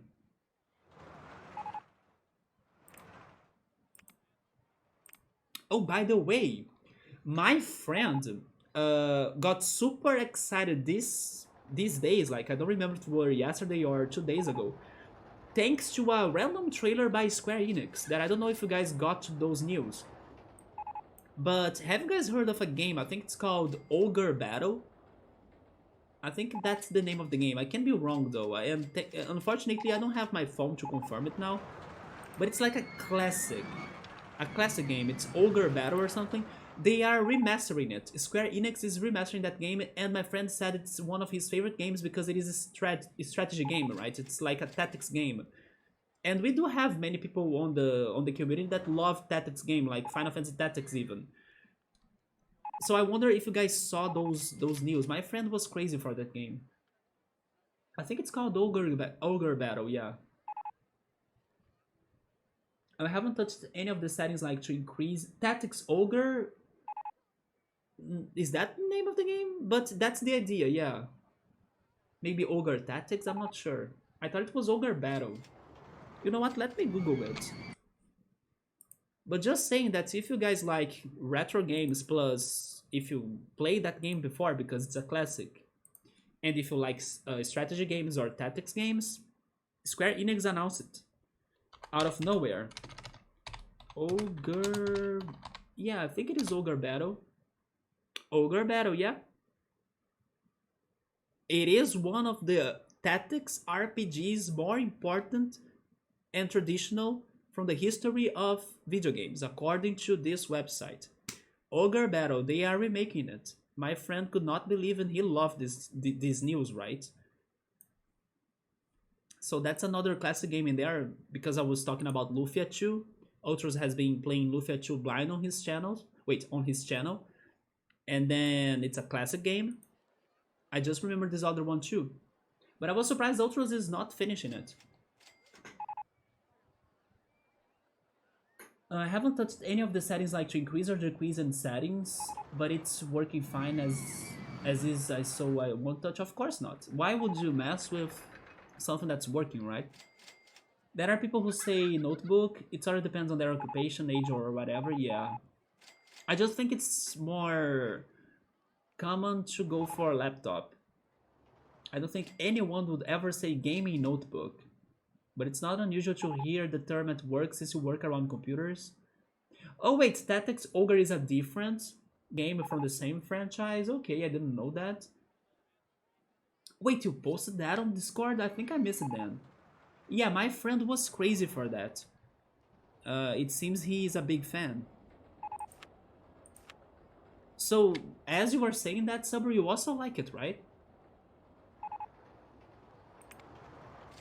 Would you say it is maybe your...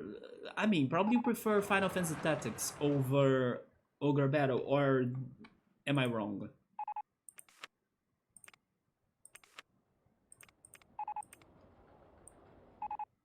Something else that happened was a Splatoon 3 Direct, right? But I haven't checked that out. Because I'm not a Splatoon 3 fan, right? The problem of the Ogre franchise is that it's a little bit out of order or it's incomplete. Incomplete?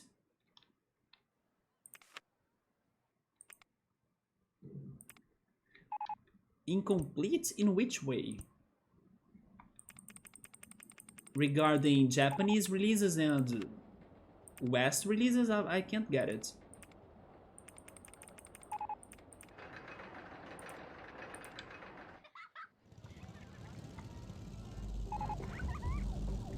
The other tower was... this one. No, wait. I could swear I... Never mind. It is expensive. But I could swear I fixed this tower.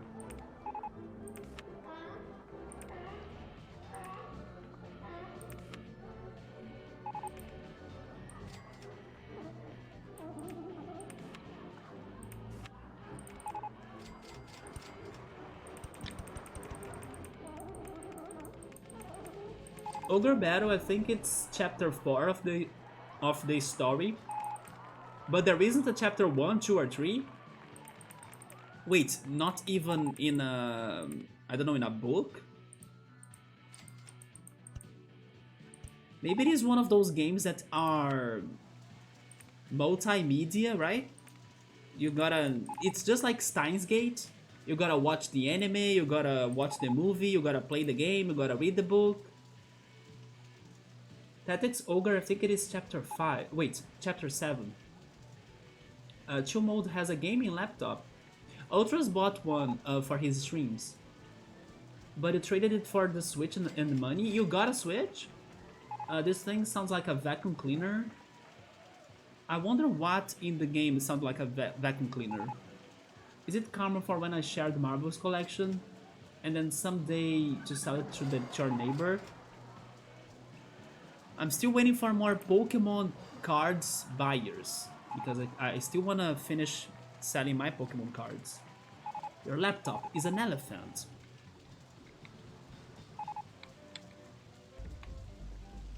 Do you think it's a... like a heavy one?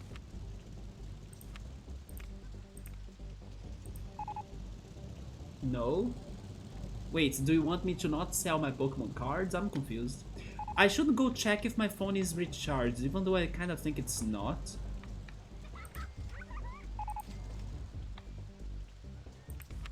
But it's been almost 2 hours, so maybe.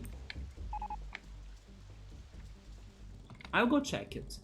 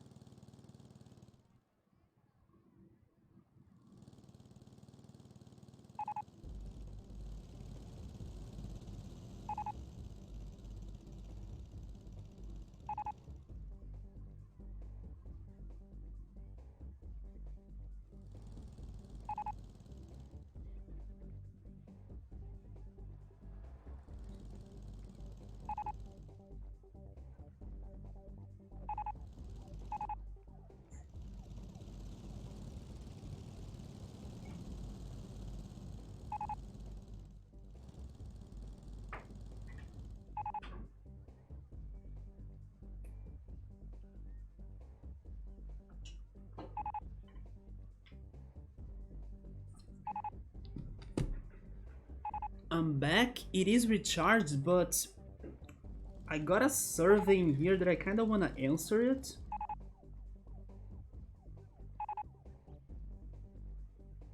You know what? I'm going to save it for after the stream, but I hope that I know they are going to... I'm pretty sure they are going to cancel this.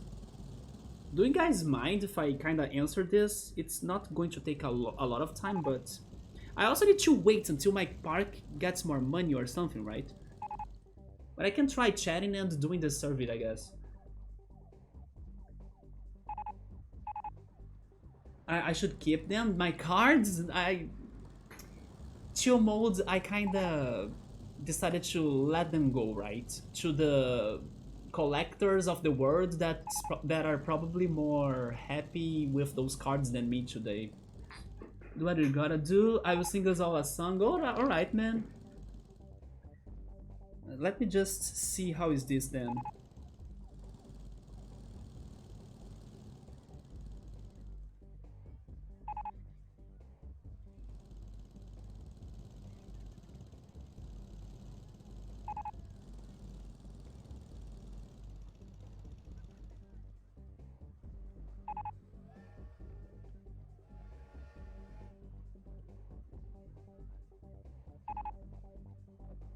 This is so damn random. Look at this post right here. Capybaras relaxing on like a river or something with oranges for some reason. But it's because they are asking me to like judge this website, right? And it has a lot of memes and stuff. Oh my god. Holy shit, they have a Kirby restaurant picture here. Okay, I love this survey already. Look at that Kirby restaurant. There is a Waddle Dee right there. Holy shit. No, according to the picture, it says they are oranges. But I don't know why. They do look like oranges though. But what is yuzu, Emily? Is that a flower?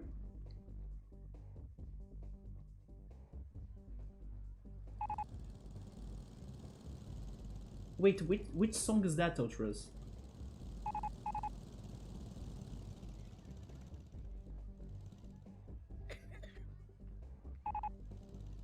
Capybaras, it is in the eyes, swallow food.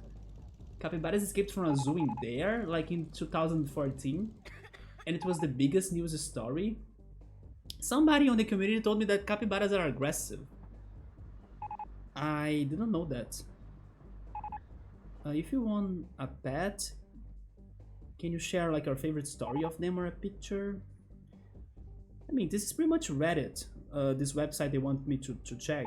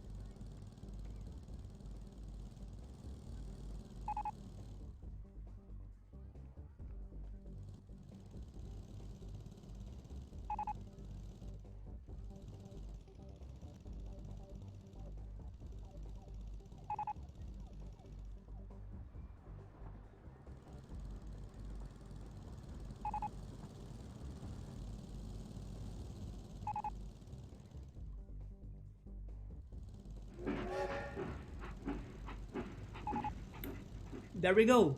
I finished the survey. Nice.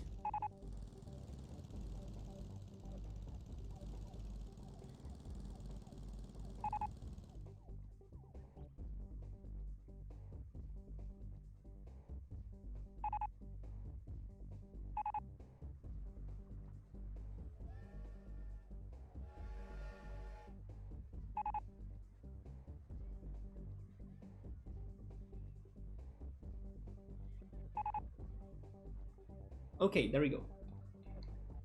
Oh yeah, since I got my phone again, let me show Ultras what I was wanting to show him earlier. Also, by the way, I'm poor, but my park rating improved somehow. How? Is like answering service a way to like make my park better? What the heck? Let's go to full cam. I was talking about pastry, right, in Brazil, so the one pastry that he showed me looked more like a Portuguese pastry. In here we have lots of these as something more common for Brazilian pastry. Those are called sonhos, or dreams actually. I would go to the bakery to buy a dream. Yeah, those are more common in here.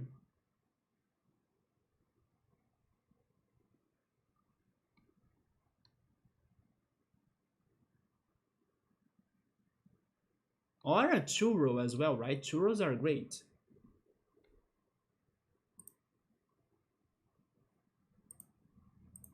Let me go back and see what you guys were talking.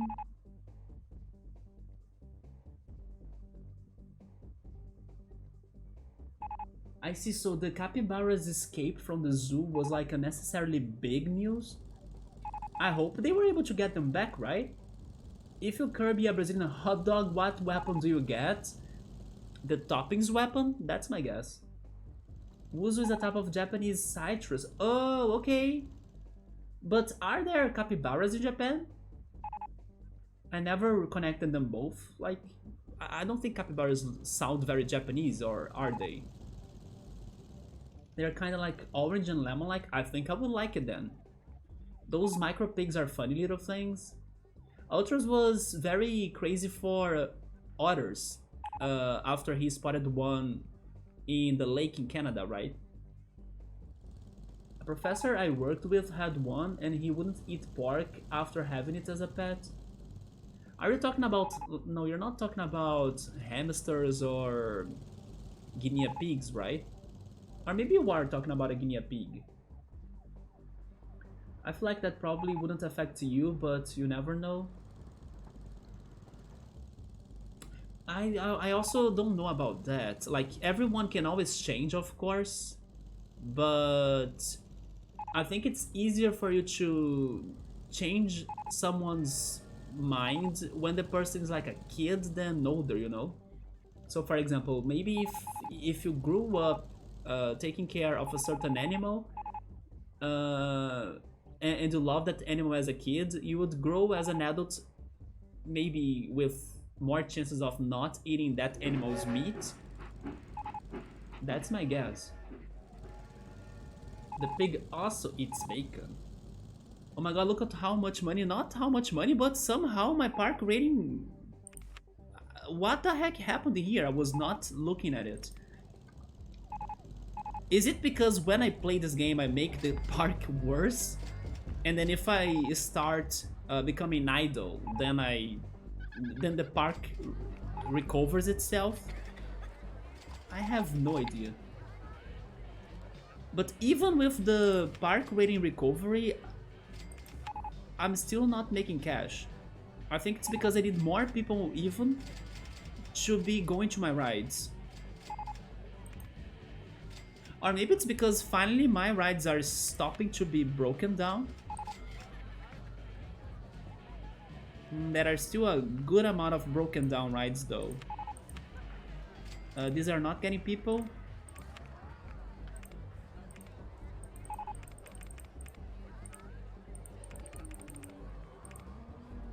I think I'll need to work on more shuttle loops. Yep.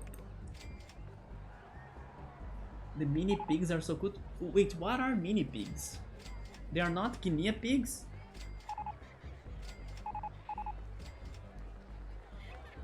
The micro pig? Yeah, when it's raining we do sell umbrellas. My umbrellas are expensive. I think it's $4 and $50. Mini pigs. Oh! Just like that one from the movie? And then I don't know how's the name of the movie in English. Is it Babe? Because in Portuguese it's Babe, the name of the mini pig. Okay. Do they really never grow bigger? Let me go back because I know Subaru said something about Final Fantasy and I missed it.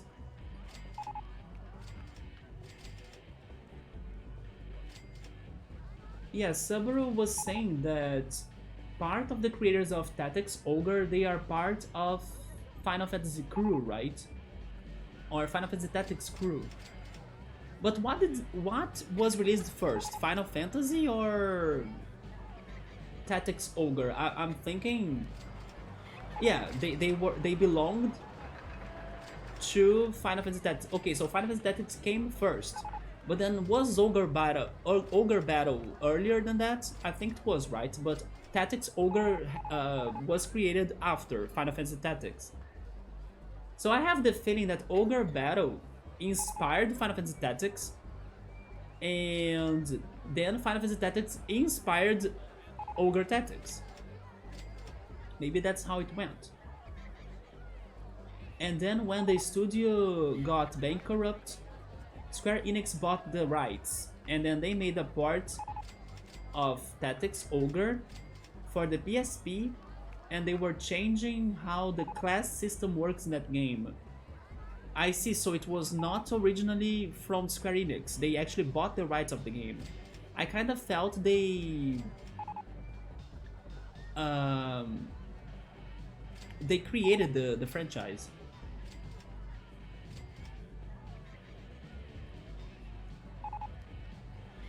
I hate the thought of mini animals because they usually have so many health problems. So these mini pigs were artificially created? Like toy dog breeds, they always have issues. Some Chihuahua types. Those boys be living until like 15 plus years. There are some free-range chicken, chicken-like. One puffy pastry, sir. I wish I had that. It's been forever since I last ate that Brazilian pastry. Actually, at this moment, I would eat anything because I'm super hungry. But man, I wish I could be having my Brazilian hot dogs tonight, but I gotta save them for you guys. For like next weekend. We gotta have more biological growing, harmony lands instead of empty barrens. I like how in Rocky Mountains released wolves, they took care of invasive species and they flourish, if you can sort of influence it in a good way. Some with beaver in Canada, once they stopped hunting the water flow, I mean. And they're going to grow into pot-belly pigs. That's when owners decide to slaughter. Ogre Battle is old school. Have you played Ogre Battle 2 mode? Ogre Battle, Tactics Ogre, and then Final Fantasy Tactics. Okay, so they inspired Final Fantasy Tactics. At least that's my guess. Ogre Battle, the OG 3D. Fix 8M up, and then dogs for days. Also, hi Yoda. You can choose to be good or evil in Tactic Ogre. I'm not surprised that Yoda has played this franchise, by the way. Were you also excited for the remake trailer? But funnily, that doesn't affect the ending much. That's sad. Like, they should have more differences, especially in the end, right? Speaking on the end, and speaking on Yoda, I have news. I have some news for you. After a long wait, I have finally watched the last 2 episodes of Classroom of the Elite Season 1. And okay, I can say that the last episode was somewhat better than the rest of the season. But again, the main protagonist's lack of charisma and lack of energy sucks. So all of the turnabouts and plot twists that happened in the last episode were very... You know, they could have been better if they were seasoned and well prepared and baked correctly, you know. No, they were... It was good, but not enough, I would say. And I gotta also say that the very last plot twist of that episode made me hate that character even more. Do you agree with me? He reminded me of another protagonist of another show that is probably the most famous hyped anime, I guess. I don't want to say the name because maybe I would be giving you spoilers, but he reminded me of what this other character did in another anime that I was watching this year. The 4th season of it, the 2 parts, I watched it this year. That protagonist made me hate him too. So, 2nd season, Yoda, I'm cheering for... What is her name again? Hirokita or something? I'm cheering for Hirokita. I'm completely 100% Team Hirokita as the real protagonist of Classroom of the Elite. Yeah, she has more energy, she's nicer, even though she's like a... She's kinda... What's the word?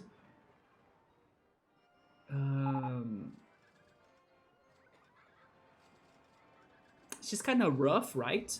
But she's nicer than that protagonist. What the heck? I spectated LOL. There are major differences, just not the ending. Oh, okay, so maybe the battle mechanics, the side quests, those things. The execution can use some improvement, right? But honestly, I was a bit disappointed too because one of the people to blame for like the thefts that happened in those two last episodes of the first season was very predictable. I was like, okay, it's not going to be predictable, right? It's going to be someone else that stole those items or caused those problems on those two last episodes. No, it was the freaking obvious person. I'm like, are you kidding me? That was very disappointing to me too. He's like Death Note's main character. Honestly, I was not making that comparison. I compared him a little bit to Tomodachi's game main character, but you know what? I'm going to spoil it a little bit in here. Also, he reminded me a lot of Eren Yeager. Yeah, Eren Yeager from Attack on Titan. And Eren Yeager got to a point that I started hating him.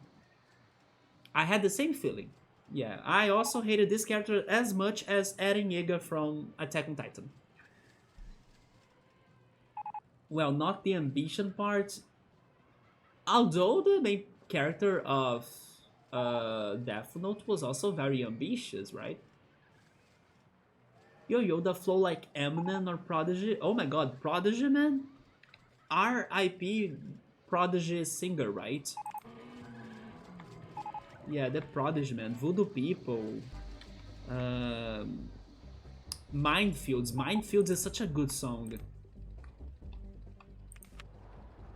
Man, I still don't understand how is my park rating finally recovering. Maybe it is like just clean it a little bit, make it a little bit more tidy.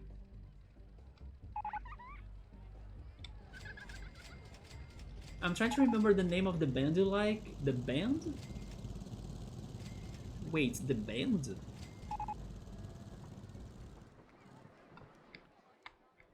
Suddenly we are talking about music? Oh, wait, because Chill Mode is talking about Eminem or Prodigy, I see.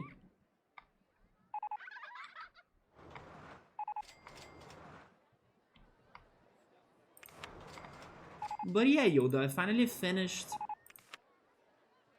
Classroom of the Elite. It's a good show, but definitely not my favorite. I think it's overhyped AF. Overhyped AF. But my friend keeps on telling me that it gets better on season 2. But he agrees with me that this protagonist has no energy, that Hirokita, I don't remember her name right now, she's better than him. Yeah, my friend has like a lot of opinions that are the same as mine. I don't know when I'm jumping into season 2, Yoda. I think I will wait until it's all released. Also, by the way, my friend has been recommending me a show that was about a spy and remind him of like Carmen Sandiego. I will get the show's name in here. Because he remembered the name of it, so I will tell you that my friend has been liking the show, right? Let me see. Yeah, it's called Futopi or Futopi. Maybe Futopi. Yeah, this is the anime my friend has been watching and he has been liking it. Yoda, if you wanna jump into something new. Futopi. No idea when I'm jumping into that though. He also says it has some what is the word? Um, supernatural genre inside of that too. So it's like crime, investigation, and supernatural, it seems. But he's enjoying it a lot, yeah. But when am I going to jump into that? I have no idea. But Futopi. Now that I'm done with Classroom of the Elite, I'll need to see if I can finally start Demon Slayer. Also, Yoda, I think I will give a pause or take a break from Higurashi no Naku, because I think I will go into Demon Slayer, and then after that I consider going back to Higurashi no Naku, right? Because right now I'm feeling more towards Demon Slayer. Linkin Park is great. Yeah, I wouldn't listen to it like every day or a lot, but they are great.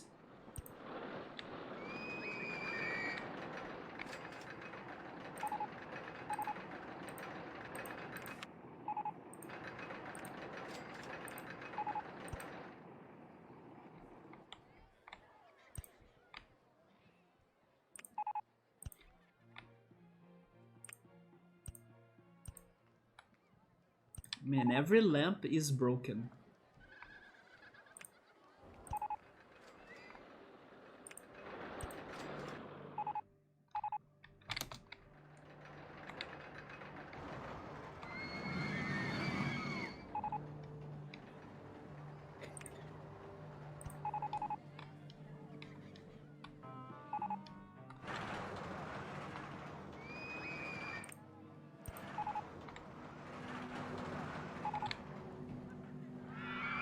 Wait, chill mode got it right. Chill mode is great. I'm telling you, chill mode is a psychic. Chill mode got some Pokemon trading card game prizes correctly. Like, pick that card. It's matchup. It was matchup. Chill mode recommended me ABBA's Chiquitita song, and then today it's one of my lifetime changing songs ever. Every time I'm like going through an inside intern revolution, or like I wanna, uh, start a fight and go for the new and get rid of the old and leave the past behind, I go Chiquitita full mode. All thanks to chill mode right there. So chill mode is fantastic. I regret not seeing Linkin Park live ever. Really, Ultras? I didn't know you liked Linkin Park, but actually I kind of think everyone likes them a little bit at least. Like, I don't remember ever hearing someone that doesn't like Linkin Park, right? I mean, I don't like every song, but in the end, Numb, changing the Habit, and even that one that's kind of more aggressive too. How was that one called? I can feel the day before, back again. I want to try, will tell. I don't remember the name of that song, but I know it's from the Meteora album. Even that song that's normally a little bit more aggressive than my taste, I like it too. I learned to like it, basically. I don't remember what was the name of that song. Yeah. But I know it's something around those lines. They were scheduled for Toronto just a few weeks prior to Chester's passing, and I was thinking that would be the time for you to finally go. I was at the venue for another concert and they still had the advertisement up for it. It felt weird to read. Yeah, man, that was very, very sad though.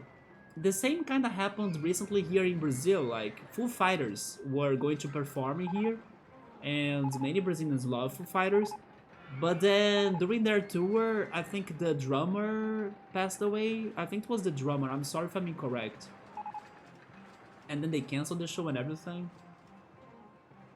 Chill Mode, please watch Kiki's Delivery Service Chill Mode. Everyone in here, please go watch Kiki's Delivery Service. I need to rewatch Kiki's Delivery Service. I was telling just now how Chiquitita from ABBA is very cheerful and it like fills me with life.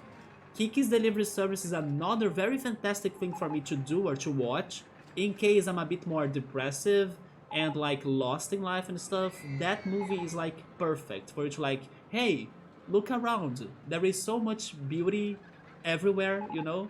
So wholesome, so good, so charming. I freaking love it. And I was so happy there was a cosplayer of Kiki on the anime event I went this weekend. I regret not taking pictures though. But at least I played Mario Kart 8 with No Face. Yes, No Face from Spirited Away. He was there on Sunday and we played freaking Mario Kart 8 together. I actually taught No Face how to play Mario Kart 8, yeah. I was super happy to see many people cosplaying Ghibli characters, right? Normally I think that only, I don't know, old people will like the Studio Ghibli movies and stuff because it's kinda now old, right? Those movies are becoming more like a classic. No, the youth is now also watching Ghibli movies and getting to some references. Emily loves Linkin Park. Do you guys know which song was the one I sang? I mean, sure, just hoping you can watch episode 2 before the end of the year. It's nothing like, oh yeah, it's nothing like the first episode. I will try. Yes, I will try. Maybe after summertime is over, because then I will have something around the lines of summertime, but it's not exactly like summertime, right? So it's going to not um, overpack me with the same idea of show, and then I will have more variety, right? Maybe once summertime is over. Also, by the way, last episode of summertime was weird in my opinion. Yeah, it was quite weird. I'm sad that I never got to see them in person. You too, Emily? Yeah, me neither. Faint! There we go, Emily. That's the one, yeah. Also, Ultras, that's the song's name. They sang Feels in the Tracks. Actually, they did a show with Derek from Sum 41. Sum 41, yeah. There was one Sum 41 song in Elite Beat Agents, the rhythm game I play sometimes. I need to go back to it so I can beat it, by the way. But yes, I love that song. It's like, makes no difference. Yeah, that song is so good. Doing Chester vocals, he did well. Link Park just has like a big list of really big songs that you are just gonna know. There are more besides those that probably I would know, I'm not sure. In the end, Numb, Faint, and Breaking the Habit. Those are the 4 songs I remember. Wait, there was one from that other guy, Mike Shinoda, like the other guy from the band. Remember the name, wasn't it? It was a more hip-hop song or something. I think he was like partnering up with another singer. I remember the name as well.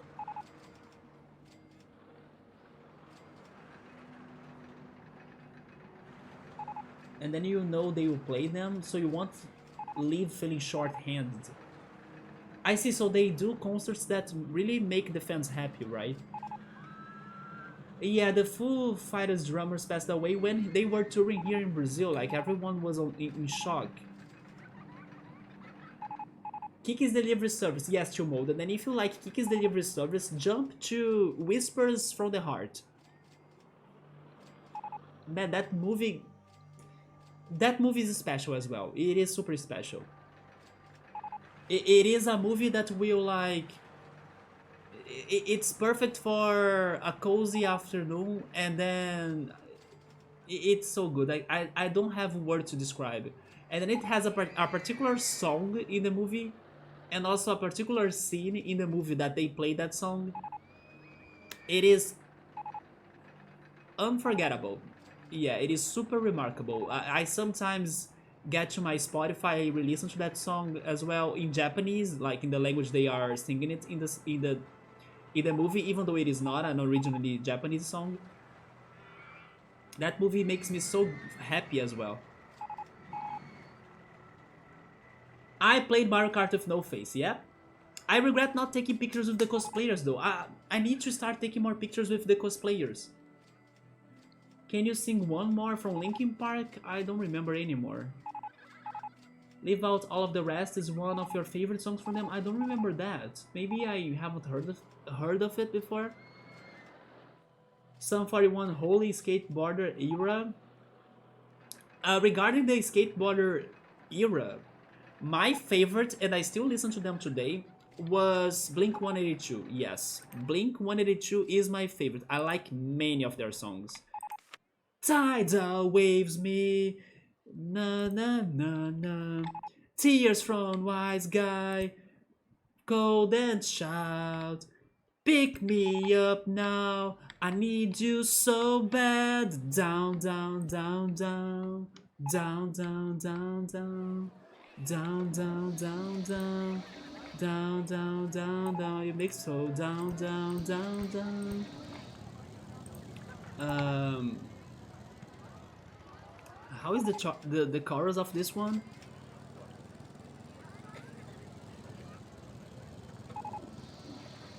So here I am, I'm calling. So here I am. Are you ready? Caught up with touch you, feel you. Na na. Always. I can't remember the lyrics. Dang it! But I love Blink-182 so much. Um, where are you? And I'm so sorry. I cannot speak. I cannot. Ta na na. I need your time as always. Completely wrong my lyrics, but I so freaking love Blink-182. Damn, those are fake though. You went for Fort Minor. Yes, Fort Minor was the band that played. Remember the name? Yes, Fort Minor with Jay-Z. I'm not sure. Was it Jay-Z? Some big collabs. Crawling. Okay, crawling. The name at least rings a bell on my brain. Yes, crawling. I don't remember how's the song, but crawling rings a bell. One step closer to the edge. I don't remember that. Numb. I remember it. In the end, faint, breaking the habit, burning it down. I don't remember it. Oh my OMG in pieces. I also don't know that one. Those video clips were next level as well. I like that. I think breaking the habit, anime type. Oh yes, it was an animation. I remember that video clip too. It was like during the night, right? I remember that video clip. Can I make a confession here though? So there is this one video clip, actually maybe two video clips by the Backstreet Boys that I remember my sister was back in the day crazier to them than me. But because of like MTV shows and Disc MTV and like MTV video clip shows, they were very hyped, right, when they were out. So I still remember those two Backstreet Boys video clips and how they were good visually speaking. Like there is one that's like, what is the song now? All the people, can't you see, can't you see? Now that I reality, every time it's down, you can make it out. So that song had a fantastic video clip too, back in the day. So I remember being like younger and then my sister going crazy for Backstreet Boys, but I was like enjoying the visuals of that video clip because of all of the sci-fi effects they had, you know? Do you guys know that song? And the other one was the one that they were in a haunted mansion and then every Backstreet Boys singer was a different monster. What was the song of that one though? Yeah, that video clip was also very remarkable to me as a kid. Even though my sister was the Backstreet Boys fan, but as we grow older, those things end up being nostalgic for us too. For example, 2000s hip-hops. My sister was the one that heard that, but today I freaking die on nostalgia thanks to 2000s hip-hops. Like Ja Rule, Ashanti, Shaggy. I freaking love that, like, with time. It's like it gets better with time for some reason. So I just gotta mention that those two Backstreet Boys video clips also Toxic as well, like Britney Spears' Toxic, another classic video clip. Also, there is another one Britney Spears classic video clip that she is all in red with like some rubber red clothing, but I'm not sure what was the song anymore. Maybe it was Oops, I Did It Again, I'm not sure. But that other video clip was also very remarkable to me. And those OG video clips was how I got to Daft Punk. Also, by the way, I dropped my water bottle. Thank goodness it was closed, so it didn't like spread water on my floor. But yeah, those OG video clips got me to Daft Punk, the freaking animated Interstellar 5555 video clips. Also, if you have never watched Interstellar 5555, go watch it on YouTube. It's the entire Discovery album of Daft Punk, their best, with all of the video clips that tell you a movie story. Animated by Toei Animation. It is superb. I wish I had the DVD. A friend of mine has it. Let me go back in here. Since I'm talking about that, do you guys have remarkable video clips that you watched a lot as a kid that they were super important to you? I will keep on trying to remember those video clips. Oh, I remember that now. Crawling in my skin. Ah, da, da, whatever. Yes, Ultras made me remember that song now. There we go. Emily saying I missed the trash can. It's because I got super distracted, but don't worry, I will go back there. Let me see. My band did a few Blink-182 songs. Oh my god, Ultras, can you play Blink-182 songs? Make that a channel redeem. I would redeem for that. I said, Always I Miss You, Down. Yeah, those are probably my favorites. But there is also, of course, All the Small Things. Say it so, I'm not good, did it awesome. Carry me, oh na na na na na na na na na na na na. And then there is also Stay Together for the Kids, right? That song was so powerful too, right?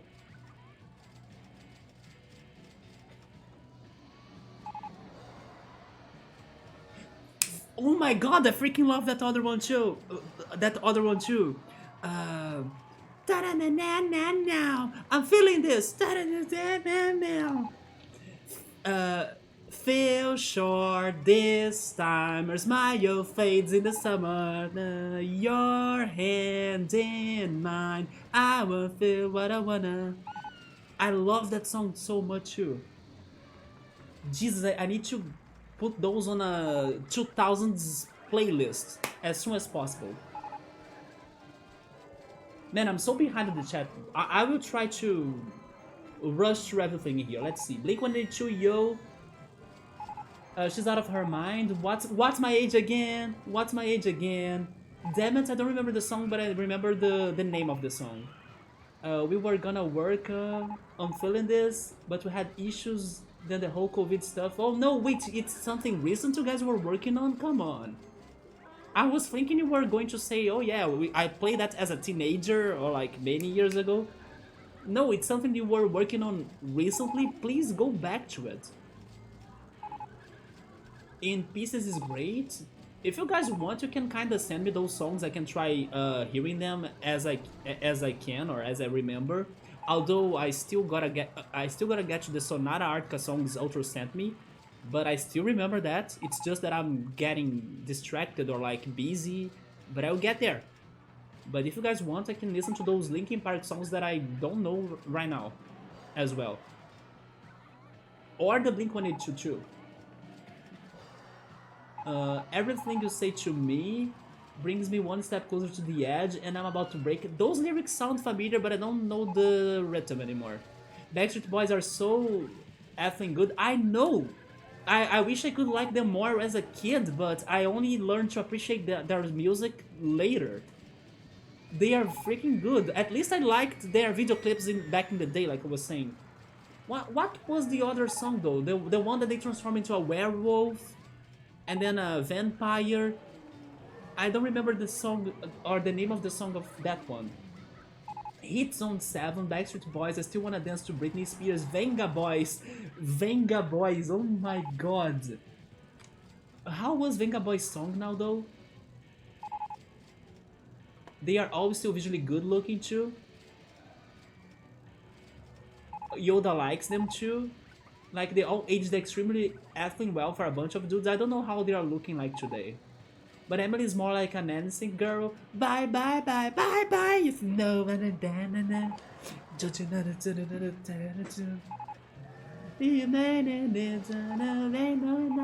bye bye bye bye bye. Isn't that video clip one of like an action movie that he's chasing a girl? I remember that too. They are on a truck, like in the middle of the road, and then he's kind of trying to get the girl.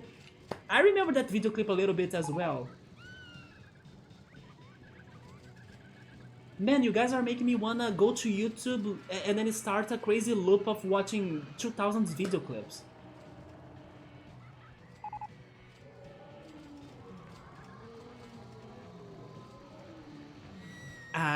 I want it that way. Tell me why it na, na, na, na, na, na. Makes you larger than life. Larger than life is the one. Yeah, it's the one with the sci-fi things. I love it.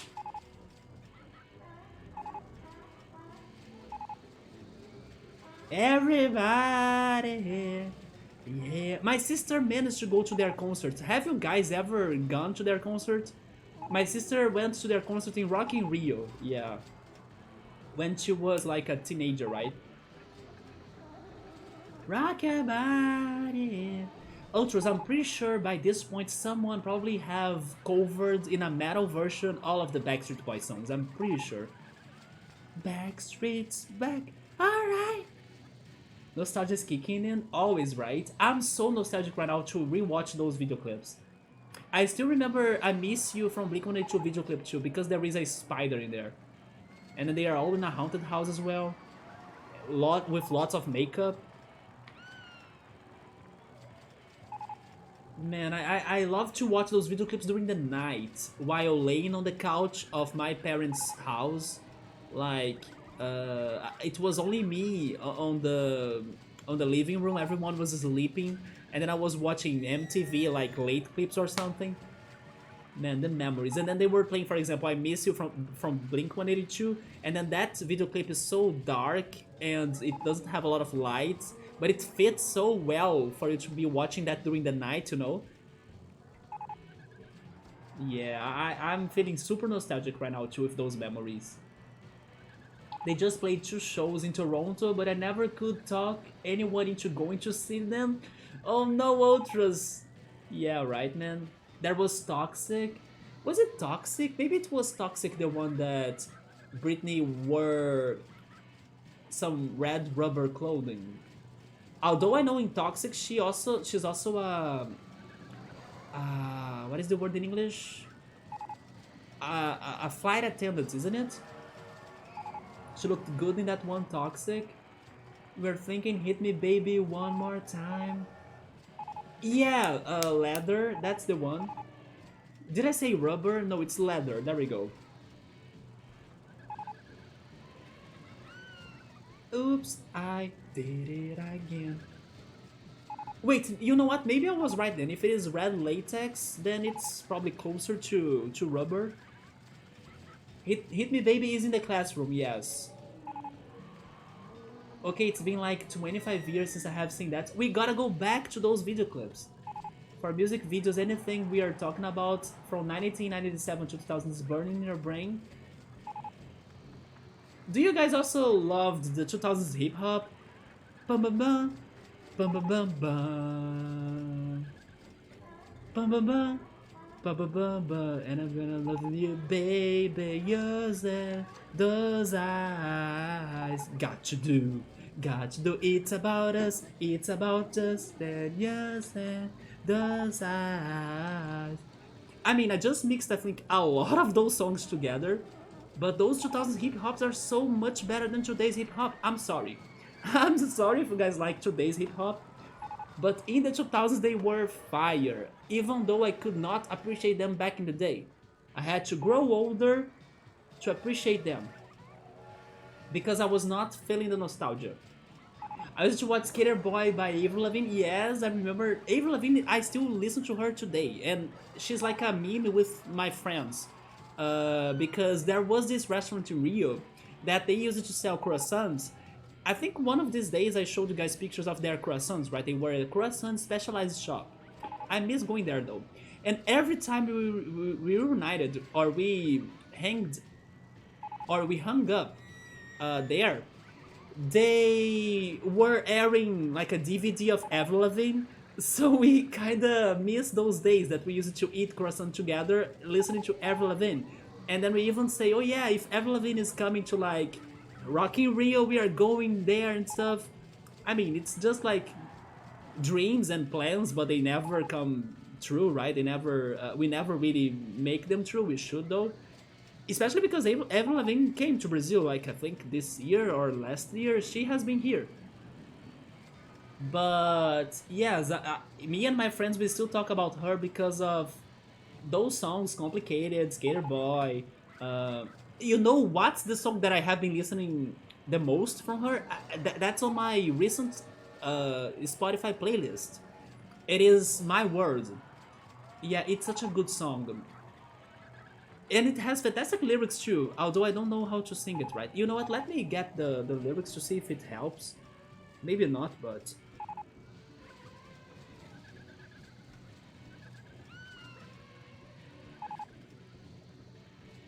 But yeah, My Word is highly recommended you guys to check it out. I have been listening to it so much.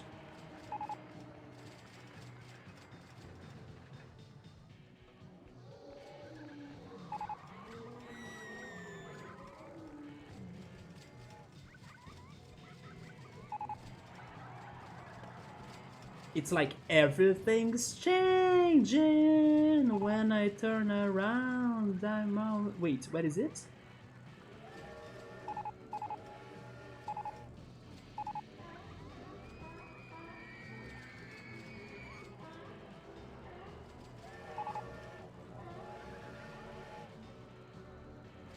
Never mind, I just sang another song. I was singing Mobile. How is the chorus of My Word again? Can't help if I space in a daze, my eyes tune now the other way. I may switch off and go in a daydream. In this head my thoughts are deep, but sometimes I can't even speak. Would someone be and not pretend I'm off again in my world? Yeah, that song is so banger, guys. There we go. I was singing Mobile for some reason. I haven't heard Mobile in forever. But there we go.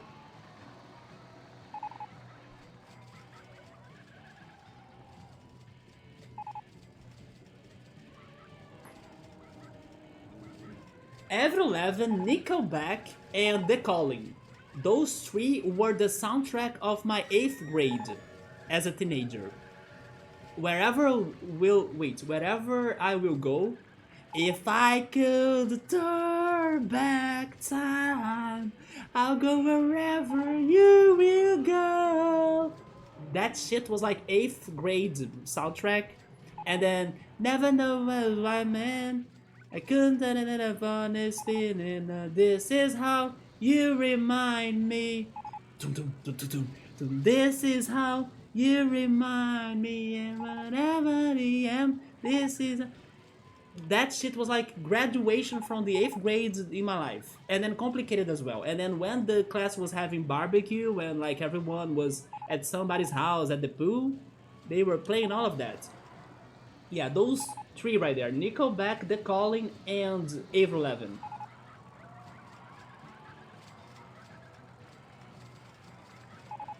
Then you have Adam's song, that is a pretty heavy one. I don't remember the music anymore, but the name sounds familiar. I would have been the guy singing that. Come on, Ultras, I hope you can get back to it. There was this one MTV channel that played reggaeton and Latino music videos. Reggaeton got popular in Brazil just after that trio I mentioned: Avril Lavigne, Nickelback, and The Calling. Yeah, when I was at like first year of the high school, uh, those reggaeton were getting bigger in here. The one reggaeton that I remember the song is Gasolina, right? Da-na-na-na, gasolina, da-na-na-na, gasolina, da-na-na-na, gasolina. Do you know that one, Emily? I don't know if you know that one. It's the only one I can remember though. Yeah, Gasolina got very popular here. And I would watch it every day after coming home from school. Boom, boom, boom, boom, I want you in my room. That's Venga Boys, I'm guessing. The Venga bus is coming and everybody's jumping New York to San Francisco, an intercity disco. Maybe I'm missing the rhythm. Let's spend the night together from now until forever. That one is so good. Sync was good too. Although I would prefer Backstreet Boys, I think. I don't remember many Sync songs besides Pop and Bye Bye Bye. It's still in my heart. Watch the video Remembering in like 1999. Oh, you're gonna wonder how you lived through the best possible year, and yes, that's my feeling. The 90s were magical, and also the beginning of the 2000s. Half a billion views, oh shit, took over MTV back then. Some Madonna songs also were very remarkable to me. Um, Especially uh, Beautiful Stranger, Hung Up as well. I remember listening to Hung Up in the radio while playing Banjo Tooie as a kid. Look at what a mix, right? But I remember that I used to leave the radio playing some songs on the radio station, and I was like trying to get the jiggies in Banjo Tooie because Banjo Tooie is such a complicated game. Like the puzzles are harder than in Banjo Kazooie, so I was like studying and investigating the levels and the words while Hung Up was being played on the freaking radio. Yeah, Hung Up gives me flashbacks of Banjo Tooie.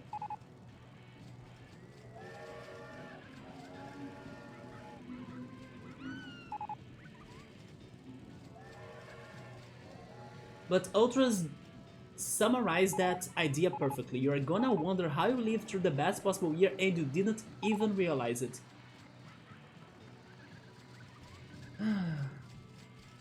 Today things are so different, aren't they? They have, but I don't really like when songs become metal. It doesn't always work for everything. I agree with that, yeah. I'm not saying it's going to be like better than the original, but maybe it's fun to give it a listen. A little bit. I like the late 90s to about the 2005-ish stuff. That R&B, Ja Rule, like 50 Cent and the older Usher stuff. Oh yeah, yeah. I remember that one by Usher. 7 Days Craig David. Holy shit, chill mode. I know which song you're talking about. Although I don't know the second one, Wu-Tang, Old Dirty Bastard, I don't know that one. Also, hi Blues Buzz, welcome.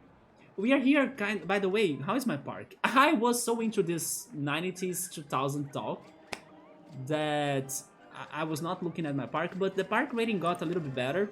But then it started dropping, maybe I should do some more cleaning around here. Emily was saying that I missed a litter bin. I mean, I'm not surprised, but you know what? I should actually let me make things easier to be seen, right? Citrus rides, citrus scenery, invisible supports, invisible people, and remove vertical faces. Yeah, now I can see everything, although I don't have money.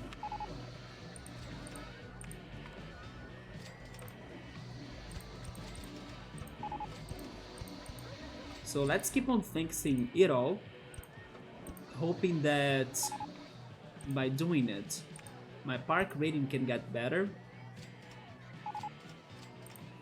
I need him right there. Also here. Subway is also remembering another very good one, The Offspring, The Kids Aren't Alright. Yeah, I remember that song, although of course I don't know the lyrics. But I have the feeling The Offspring had another song that was my favorite. But then I can't remember which one was it. Yeah, me too, like when these were all on the radio and TV, I never really cared about them, right? But the songs bring me back now, for sure. It's so crazy.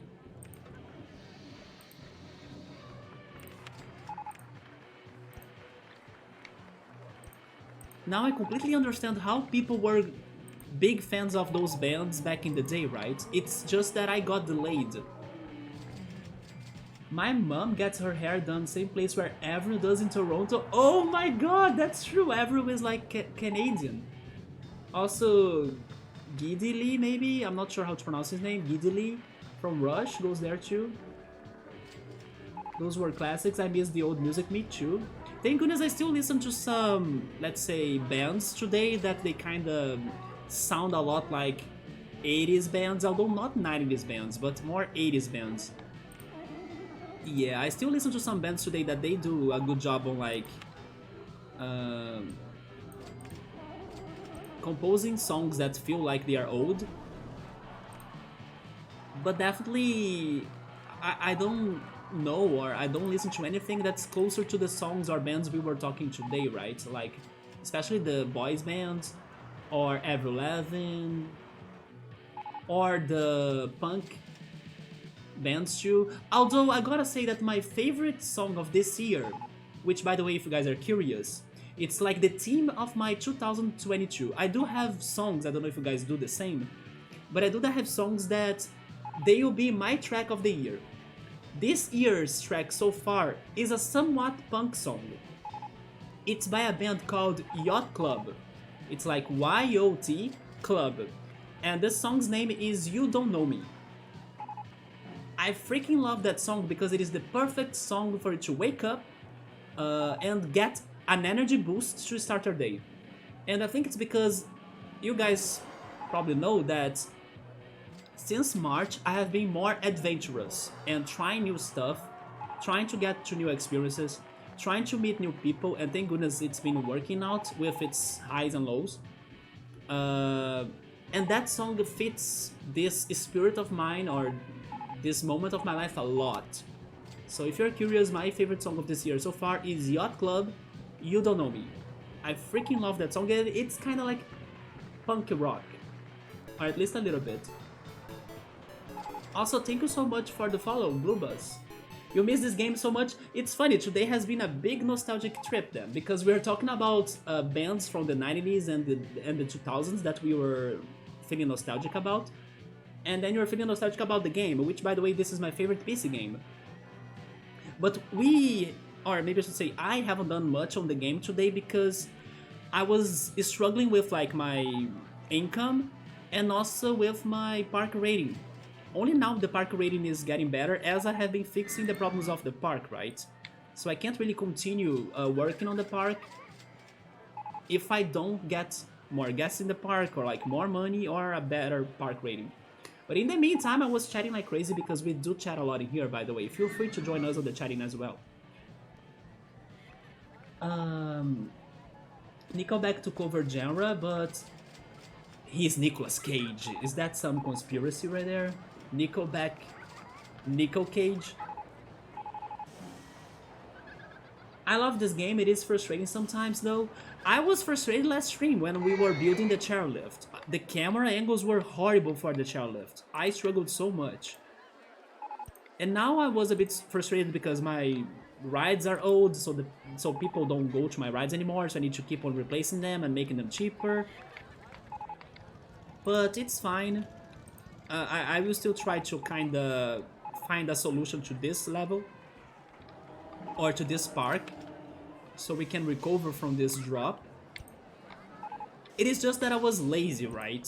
I was trying to ignore the problem of my park, but it got to a point that I can't ignore the problems of my park anymore, so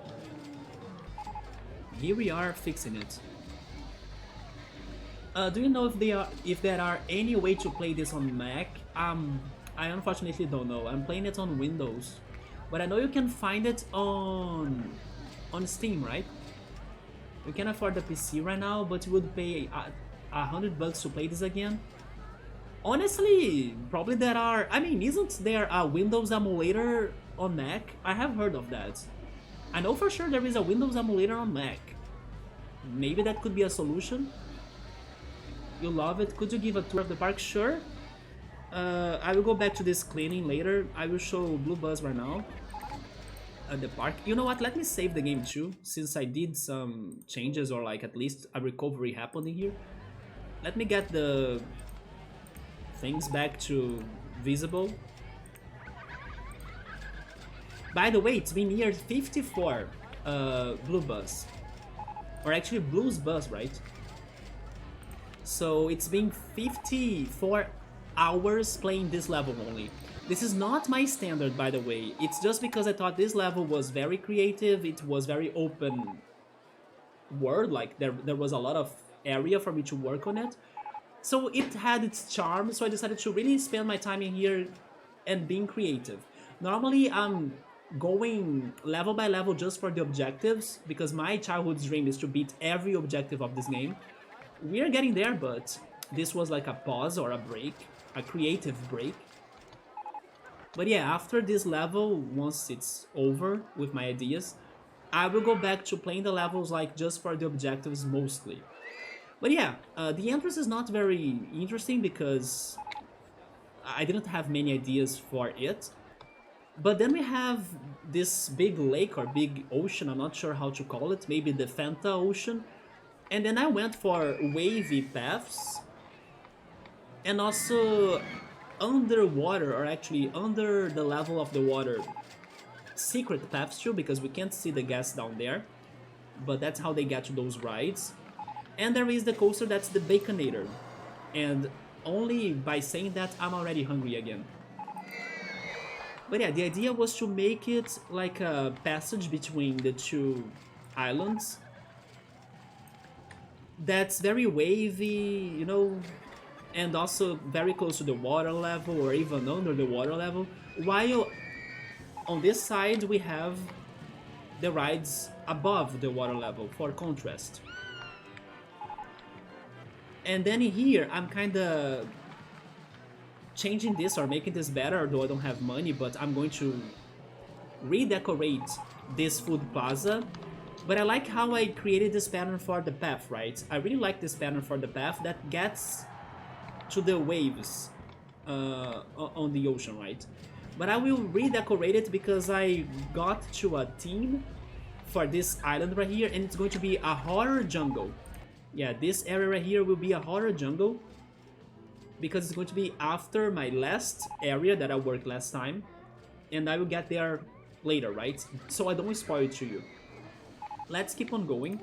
So after this watery part, we have the mazes. And then you might be asking, what is the point of having tiny mazes like those, a lot in combination? Let me change the angle for you. This is one of my favorite things of this park.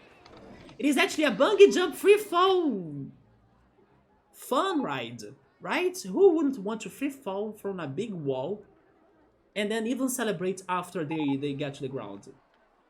So the idea here was that, like, the maze is not the fun, it's the free fall. And it's surprisingly, let's say, happy for them because they don't die. So yeah, the idea here was this. People go there to free fall like crazy and to love it in the end. So past the free fall mazes, we have the Japanese village. It's just a corner, it's very short. And then it's connected to the village, like the mine village right here. With some coasters and canoes and the monorail, not the monorail, the railroad. And then on the back of the village and the Japanese village, we have the city, right? The city is right here with the monorail now.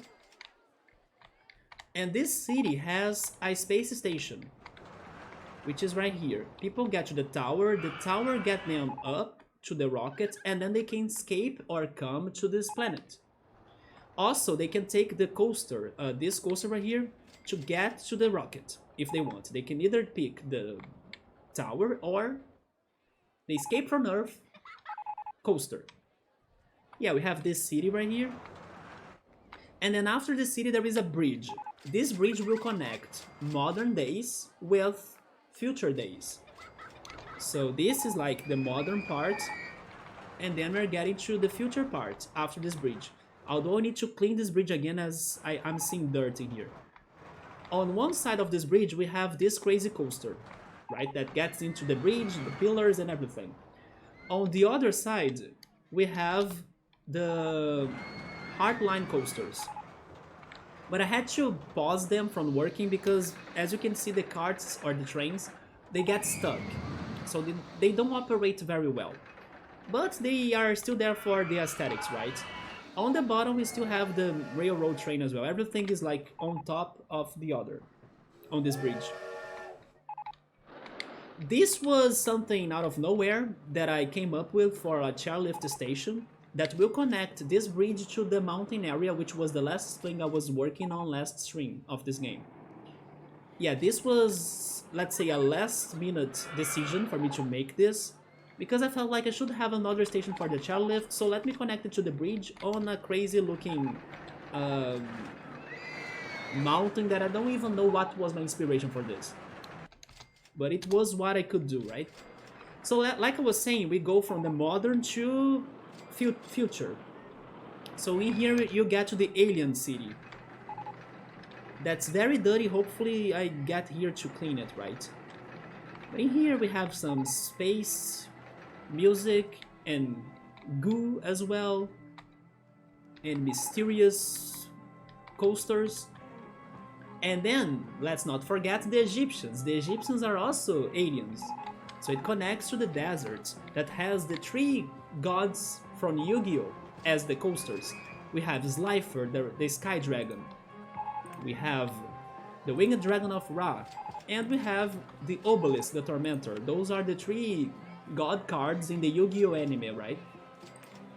And then we get to this pyramid that has a ghost train. It is its only ride. There is a ghost train in there, and you don't know where the paths are as well because of the pillars and the decoration and everything. Past the Egyptian area, you get to the medieval area that has a war between two sides, the gray side and the beige side. You can see the cannons and the targets on both sides because they are under war. I kinda regret not going for two coasters like this one that has the horses, because in here I decided to go for the vintage cars. But at least it shows that they are different, right? One go with horses, the other one goes with the vintage cars. Yeah, so that's the medieval part. And then down here it's nothing, it's just like a way for me to kinda farm money with the shuttle loops. But this is a ghost train Easter egg. That ghost train from the pyramid, it gets in here in this graveyard and it goes back underground to who knows where. But the last thing I worked on this level was right here, the mountain. By the way, oh my god, I didn't know that these coasters were so intense for people to be vomiting like that. But yeah, this is my mountain area. It has a very crazy look in my opinion. And people can get to the top of this mountain by entering that tunnel right there. And then they exit right there, right? Or by the chairlift that gets to that station I showed you earlier. This mountain has three rides pretty much. The chairlift, it has those two bobsled coasters that on this channel they are very well known as the bloodshed coasters because they are very dangerous for you to build them. If you are used to those coasters, you probably have seen them crashing a lot. So they are known here as the bloodshed coasters, not bobsled. Thankfully, we did have a somewhat good and safe building of them too, right? When we were building them. Actually, they have a gimmick. Yeah, those two bloodshed coasters, they fuse into a snail. Can you see the snail right here? Yeah, that's the body of the snail, those two eyes right there. And then the shell on the top. So yeah, this was not intentional, by the way. I just wanted them to kind of connect to this crazy path that connected the floor level or the bottom level to the mountain. And I noticed that they were very wavy. So I was like, what if this looks like green? And then I saw the snail. Actually, I saw a slug first. And then after seeing the slug, because this was the first one I built, I decided to make the one, or the second one, as a shell. So yeah, we have the snail coaster right here. And then on the very bottom we have a mini golf. Yeah, there is a mini golf course on the bottom of the mountain. And I think that's it. Now I only have two more ideas left. I was working on the jungle or haunted jungle or spooky jungle right here, but I was lacking of money. And the last idea will be on this island right here, which will be a rave party garden. So basically that's my park so far, although I'm dealing with a lot of park rating problems, I'm dealing with money problems. Many guests left my park, but thankfully they are coming back. But that's the scope of the park. We had... Oh, I forgot something. I forgot to show you the go-karts. Yeah, on the very center of this ocean we have a go-kart track that looks like an X. Somebody said that these tracks, they look like an F-Zero track. That was totally not intentional. But someone really thought this was like based on F-Zero, which is perfect because it's fitting for outer planet level, right? So yeah, that's my park so far. But then man, regarding playing this on a Mac, I'm not sure, but I kind of think probably there is a way. Have you heard of OpenRCT2? Because many people play OpenRCT2, especially because it is free to play. Uh, Give it a Google, like see if you can find OpenRCT2, like the website or something. And then I don't know if it is also for Mac, but OpenRCT2 they gave this game a lot of upgrades, so I would imagine that probably a Mac upgrade would be there too. Thanks for the tour, no problem. I appreciate it. Great job. I hope you all get some money soon. Yes, because my park is it is so old that my rides are shit, right? And for example, there are some rides that I can't build them again. For example, the go-karts, because they have this one specific model that if I demolish it, I won't be able to build it again, right? But yeah, thankfully the situation is better than how it was when I started the stream. But I still need to work on fixes here. But it's fine, I'm patient, like I can stay on this level for longer, it's fine. I'm not in a rush, right? Especially because this level's objective doesn't have anything to do with time. I need to get off like 10,000 money from ride tickets in a month. So there is no time limit, so I'm good. The go-karts were so frustrating sometimes, why is that? Actually, the go-karts are one of my favorite things to build because I think they are very profitable. Which, by the way, I was thinking about making mini, or mini, right? Mini carts, so I can try getting income from them. Let me see if I can start doing them. Remember that section that I said they were there just for me to like get some money, which is right here? I will try building mini carts in here. But yes, Blues, my advice for you is checking out OpenRCT2. Maybe they will have a Mac. You know what? I'm going to Google that because I'm also curious.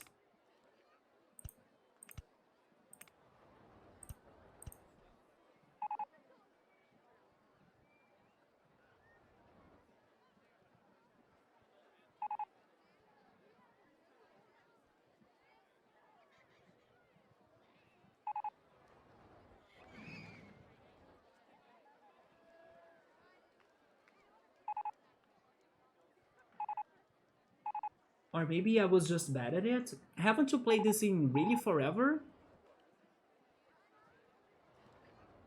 Yeah, it looks like there is something. Install OpenRCT2 on macOS. Yeah, there is a guide in here even. Okay. Like I guessed, OpenRCT2 has a Mac version. That's my recommendation for you. You just need to download their latest release and then they should work. But then they say don't expect everything to be perfect, but it should work. And then it also says when OpenRCT2 first launches, you will be prompted to select the directory where you installed RollerCoaster Tycoon 2. You can also set RCT2 path from the command line should you wish, use the command below. I mean, if this can't really help you, then look on YouTube. Probably there is someone on YouTube that will like how to play RCT2 on Mac. Totally, there will be a tutorial for that too. But it looks doable. Nice, I'm on that right now. Okay, I hope it works. Yeah, I'm not surprised that OpenRCT2 would be the solution because the YouTube videos were all from 2016. Yeah, OpenRCT2 is a somewhat long or old project. Hence why I think most people that play RollerCoaster Tycoon today on Twitch, for example, they play the OpenRCT2 version. Also, Electro is right here. Hey, Electro. Yeah, Electro right there really understands this game a lot. So, Electro, do you think he can play it on Mac? I think he can, right? I heard OpenRT2 is a little tricky to install on Mac. I mean, they gave me a short tutorial in here, but it didn't look too hard. They only said that don't expect it to be like perfect. But if it's playable, I think it's worth, right? Electro, I was mentioning you earlier, because there is something that I want to do someday in one of my parks that's going to be based on you. And it's pretty much the merry-go-round avenue. I'm going to build tons of merry-go-rounds, and I will wait until they are all broken down, and I will not send a single mechanic to fix them. Ha ha ha ha ha ha ha. So those guests will be under the pain of broken merry-go-round songs all playing together. And that's going to be the Electros Avenue. That's how I'm naming it. So I think on my Mega Park, when I finally get to that level, I'm going to have the Electro Avenue. A crap ton of merry-go-rounds that will never be fixed. Yes, I was coming up with that idea thinking on you, man. You can wait and see. That's going to be re-added in here someday. I know some people do. There is a Mac version. There we go. Nice. Yes, we are doing that. Yeah, I don't know when, but we are doing it. Right now, I'm trying to save this park because I don't have money and I didn't have park rating. I think this was the park that got me to the lowest park rating I have ever seen in my life. I had like 83 park rating. So I'm trying to fix it somehow because without money I can't complete the 2 areas that I still need to work on, right? It was because my mechanics couldn't get uh,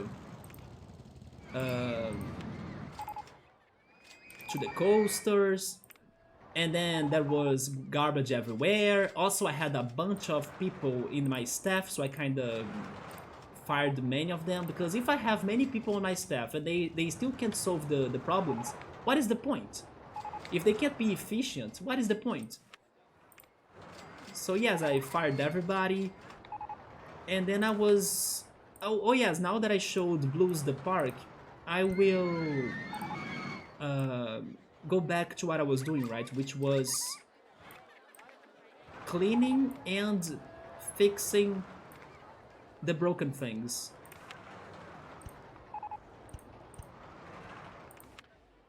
But yes, my plan of like working on this park today, at least regarding building things and decorating, that plan is over because the park was really messy and I couldn't progress in here at all. But Electro, what's up, man?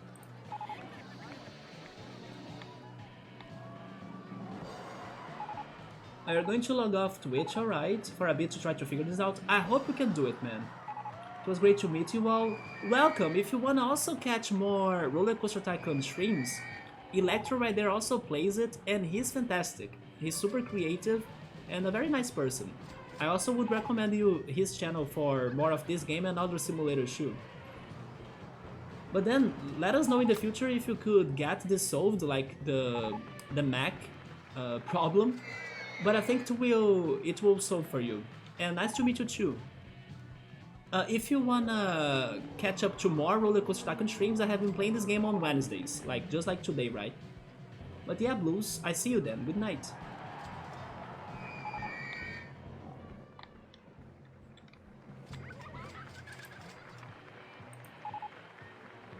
I think I will, like, take a tour and then clean and fix, but I think that's going to be it because I'm feeling super hungry right now.